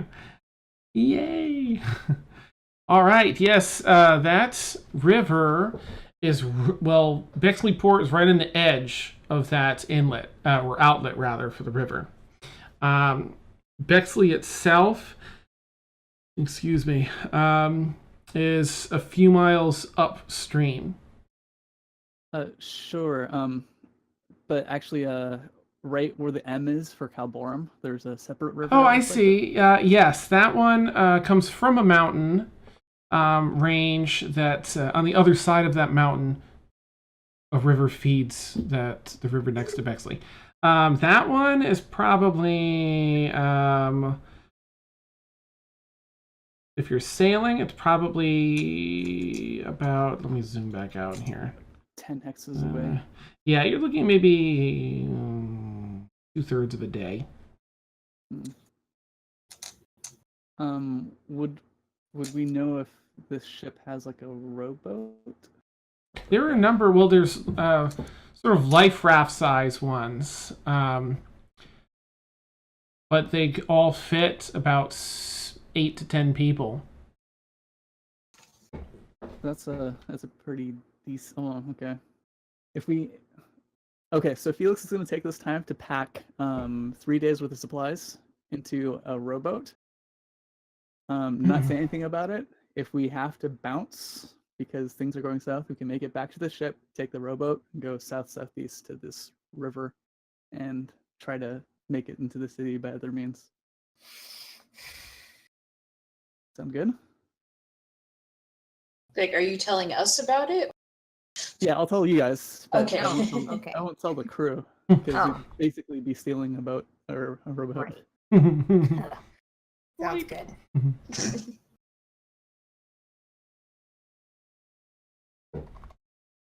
Fine plan. Oh, I love male Kaylin. Oh, it's so great. Okay. Well, do you guys think we're ready to dock? I've done all the preparation I can think of. Sure, let's give it a go. Yep. I'm gonna pick my prepared spells, but let's go. Nice. Okay.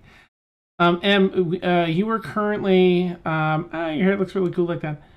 With a colored tuft out of the side too. That's awesome. Yeah, I love the upper buns, the work buns. Doesn't that sounds weird, but saying it out loud, it sounds weirder than it was in my head. I love upper buns. Oh, how cool! Marvel, is that everybody in the cinema? Awesome. All right, now, so I'm sorry, you have been disguised to look a bit human, sans the wings. You still have the wings, but your ears have been covered up. Mina, whose god is the goddess of beauty, did some work with makeup to sort of take your elven features, the high cheekbones and everything, down a notch, to look a little more human. Emil made these golden flowing robes for you so that you can look sort of like a cleric or an angel almost with the wings. Oh, you're so talented.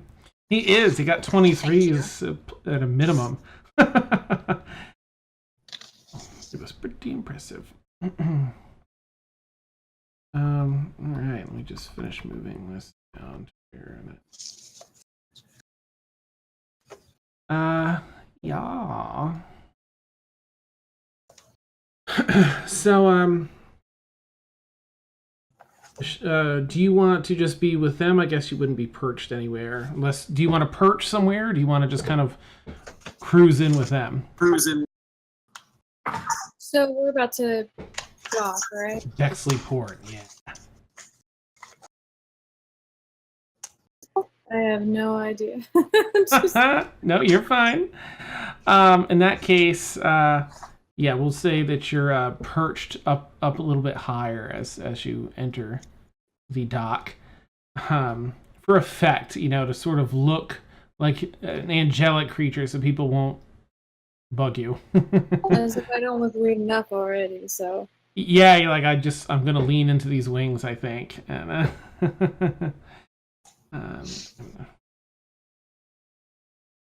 I just have to do this back here. Okay.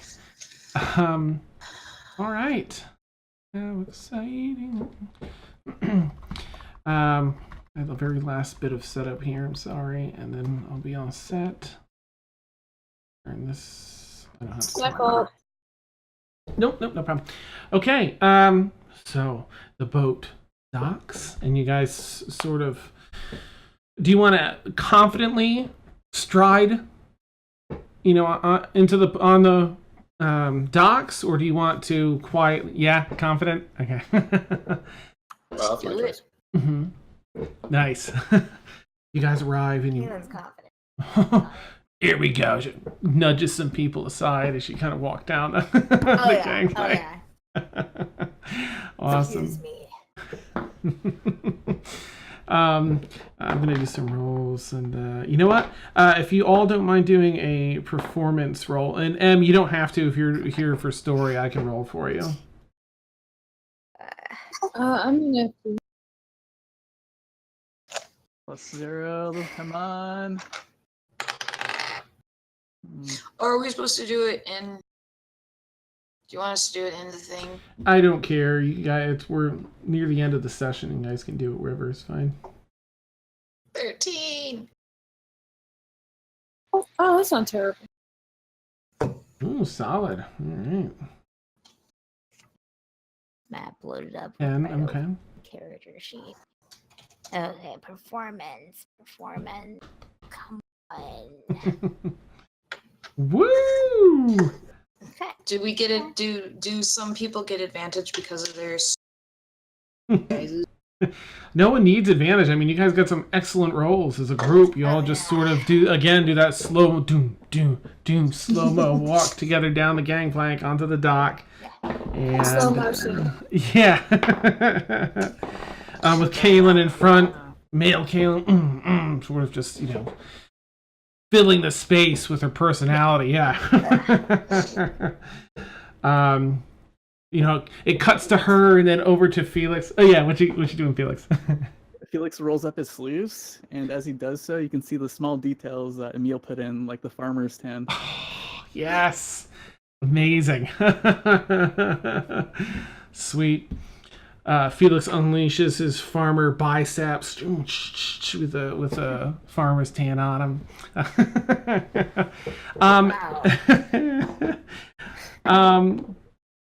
The people, okay, yeah, that's awesome. As you disembark, you see that there are just a couple of dock workers here, but again, it's eerie how quiet it is and how still. There are about 7 or 8 people that seem uniformed in that they're all wearing red, a dark red in their clothing. It's not the same uniform, it's just they all have quite a bit of this red on. Some have the caps, the handkerchief caps. Others have, things tied around their arms, or it's in their shirt or vest or whatever. And they look thug-ish. And they all, these 7 or 8 that are nearby, as the ship is docked, come over, and they're sort of watching you all as you approach to walk past them. They're sort of walking up to investigate the ship as you guys walk past.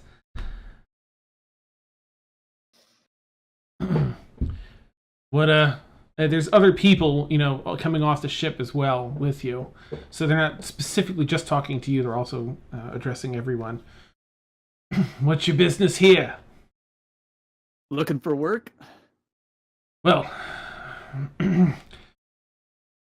not sure you'll find too much here. Maybe further inland. They kind of scan over everybody. Everyone seems believable, at least it would seem. Karen takes a big bite out of a roll out of her bag. Oh. One of them kind of looks like, whoa. As M swoops down off her, and lands behind them, very, upright and regal. Oh, they seem a little flustered, like you. If you don't mind us passing, we do I've have seen some. some of the wings before. Not an angel.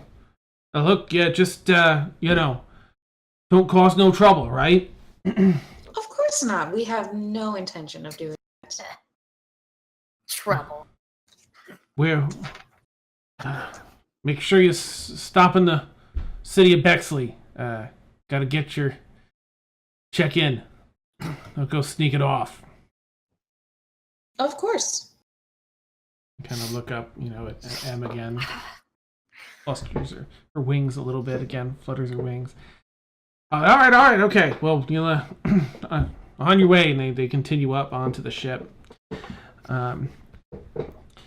Excellent disguises and performances. So, you guys walk into the port here, as seen on the map. Again, the buildings themselves seem to be the same, essentially. Never mind all the other ships here. You guys just got off the bigger ship. And you know the way back to the city of Bexley, but it's a few miles, and there's places to duck off the road should you prefer to do that rather than walk right into Bexley.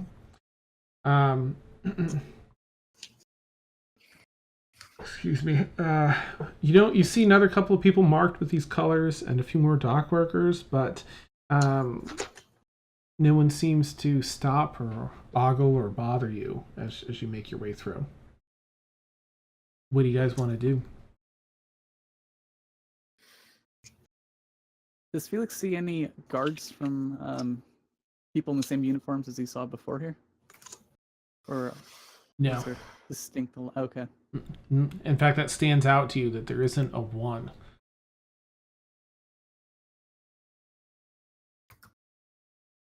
Maybe wanted to head into town and get some gossip. Yeah. Hey. I love it so much. Okay. Oh, there's a fighting rink in town. There's 2 gladiator rings, west and east, yeah. Alright, so you guys make your way to Bexley. I'm just gonna pull up in this map. Where's my? Here we go. All right, Bexley. Here is. Come on, it's not resized. This one's sort of a tall, narrow map as you resize your windows. This here is the Bexley that you recall. This is as it was. You're not sure what to expect once you get there, but this is what you recall. Center that for chat.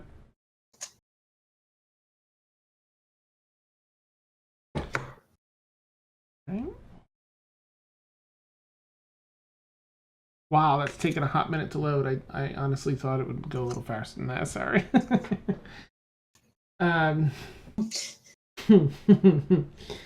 Let's see. Where'd you all go? You went rounded about, I think. This is again just as a refresher for you guys. Am I losing frames? No, I guess not.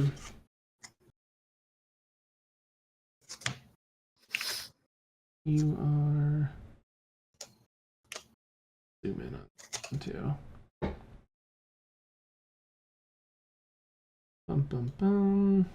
Where did we put Bridgeport? All right. As you head in, there's definitely an entirely different feeling around here.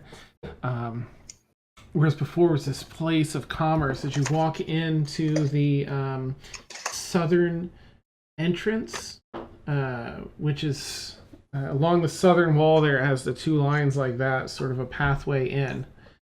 A lot of these statues that were of a deity of wealth and commerce have been broken and otherwise desecrated. Parts of them still stand, but again, they've been people have chiseled things into them. They've smashed bits and pieces off, and as a sign, it feels, you get that vibe like they just wanted to make an impact. While there's as they pass by that, Mina's just gonna cast mending over just parts of the statue. Just like, this is very off-putting, so she's just like clean the graffiti. How long does mending take to cast? 1 minute. So she's gonna just like do a couple. I think Emil would probably fade into the shadows if you're gonna take a minute and try and fix the statue. Roll. Go ahead and Just do a kind of like, stealth if you want, Emil. Because she's very clearly a cleric. So this is like, she's gonna just like, as we're moving, she's gonna pick the one most offensive thing that she can see on it and just be like, nah. Nice. Nah, no. Okay. Let's see. What's the range on mending as you pass the first? It's touch. Oh, okay. All right. So she's gonna go over and just be like, Make a stealth check if you would. Even if you're not trying to be stealthy, I just want to get a feel for how visible you are. Ooh, that's not very good. Caleb just keeps walking. Nice. 10. Okay. Everyone else sort of continues through the entrance there. Meaning you take a minute just to mend up. There are some really harsh, brutal, like offensive things etched in on towards the base of this, where just people have come by and basically like penis doodles, except there's slang, there's other things like that, and you're just like no, and you take a minute to mend one of the most offensive ones. Yeah. Yeah, just like it's like she gets a square foot. She's just gonna away. Neat. As someone from inside sort of happens to walk by, everyone else is sort of in the gate. And since it takes you a minute, you're not that far behind, but someone looks over and, hey, What? Hey, you! What are you doing over there? I'm just gonna turn. I do have my hood up, but Mhm. my mask is down. I'm just gonna kind of turn and just smile and just walk. Okay, she's gonna smile in a creepy drow will eat your face sort of way. Okay. Make an intimidation check. Oh, let's pick a better die. That was almost a 20, but it's a 9. Nope, that's enough. This guy's apparently a coward. All right, just leave stuff alone. Don't touch that stuff. Who's from? She's just gonna kind of walk by, just like hands in the robes, just kind of like lie. Nice. Over. And carries on. And Is there a you bush nearby, Dan? awesome. There are. So next session you'll actually get an updated map as you go through the city, but for the time being, this is pretty accurate at the very southern point where you're walking in. This used to be I think that's the commissioner's office. What's over there? Oh, the command center, the guard barracks. So make a quick perception check, everyone, if you would, just to take in what you see here. Now I get the 20. Nice. So that's a 20. Oh, this is during the day, isn't it? Oh yeah, you'd have disadvantage. That's right. That's not as good. 18. 18. Okay. So good. So yeah, no one really misses much of this. Is a general take-in. The city, gosh, whereas before there was some residential areas when you first walk in here, mostly to the left and up the inner walls here. You see it's a bit more run down, almost like these houses were ransacked at one point. Some have broken sections of the house still. Others seem to have been rebuilt. A lot of it seems vacant, whereas before there were quite a few residents here. Let's see. The waterways that had numerous docks along this river that runs through here used to be moving goods back, again, heavy commerce here, even within the city. You don't see much in the way of that going on, not just one or two lone vessels going up and down the river, whereas before there were dozens. And as you look over at the command center and guard barracks, while you all see a number of red flags hung up on it, Emil, and that's a stealth. And what did you get, Mina? 18. 18. Emil and Mina, you two see, oh gosh, I don't know if you've actually seen the symbol before.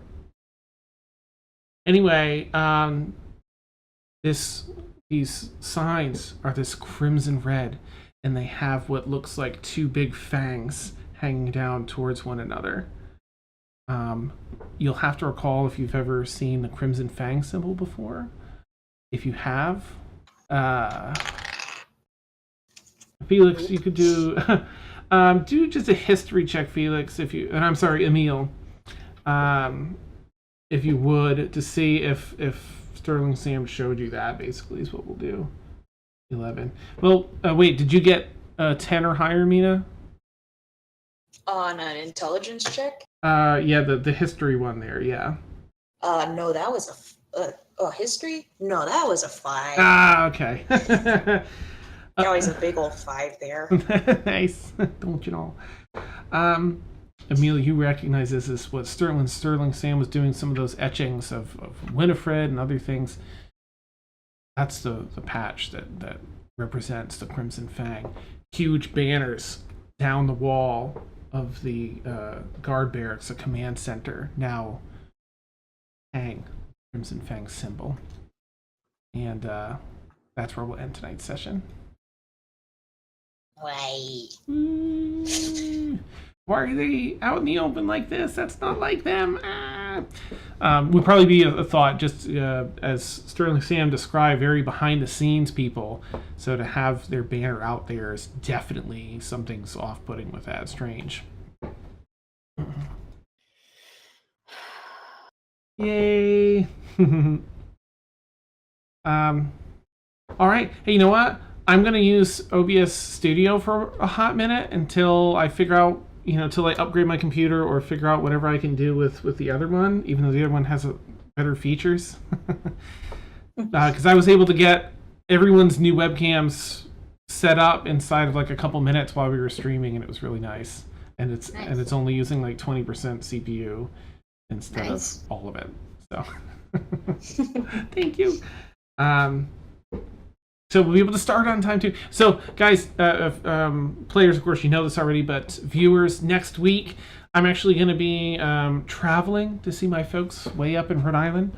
It's not that far. It's like 11 hours drive. Anyway, I'll be here watching because I don't think I'm leaving till early morning. I asked this tonight and I already forgot. Anyway, I think it's early morning, so I'm going to try and watch as much as I can. But there'll be a one-shot, and I believe this one-shot's being run by Sam. Nice. Hey. And Yep. what players are making it? Felix. Well, I mean, it'll be different characters. Oh, nice. So Warren, Ed, Kaylin, you can't, right? You're doing something. Right. Okay. Yeah. And M, maybe we'll see. Right? Or you can't. I forget. Okay. Yay. I'm so tuned in next week. It's going to be a fun one-shot. Run DM, by Sam. Don't miss it. I won't. I should be able to watch at least the first half, I think, before I really need to get to bed. But I might just watch it in bed and then fall asleep. So exciting. So thanks, players, for tonight. When we come back, the week after for Stormfall, we'll have a new map for Bexley, so you get a much better idea of what it looks like and what's going on. And there's some really fun and cool, interesting stuff going on here in Bexley and there around. Do you mean like fun, interesting, cool stuff from a storyline Yes. perspective? Fun, interesting stuff that our characters will think are fun, interesting. Story. Yeah. Dang it. Hopefully you'll find it fun and interesting. But yeah, so thank you, players, again, for being here and being awesome. You guys rock. And thank you, chat, as well. You guys also rock. And yeah. So I guess we will catch you all next week. Look forward to it. Weehoo! And the one shot. Don't miss it, guys. We'll catch you then. Have a great night, everybody. Bye. Bye.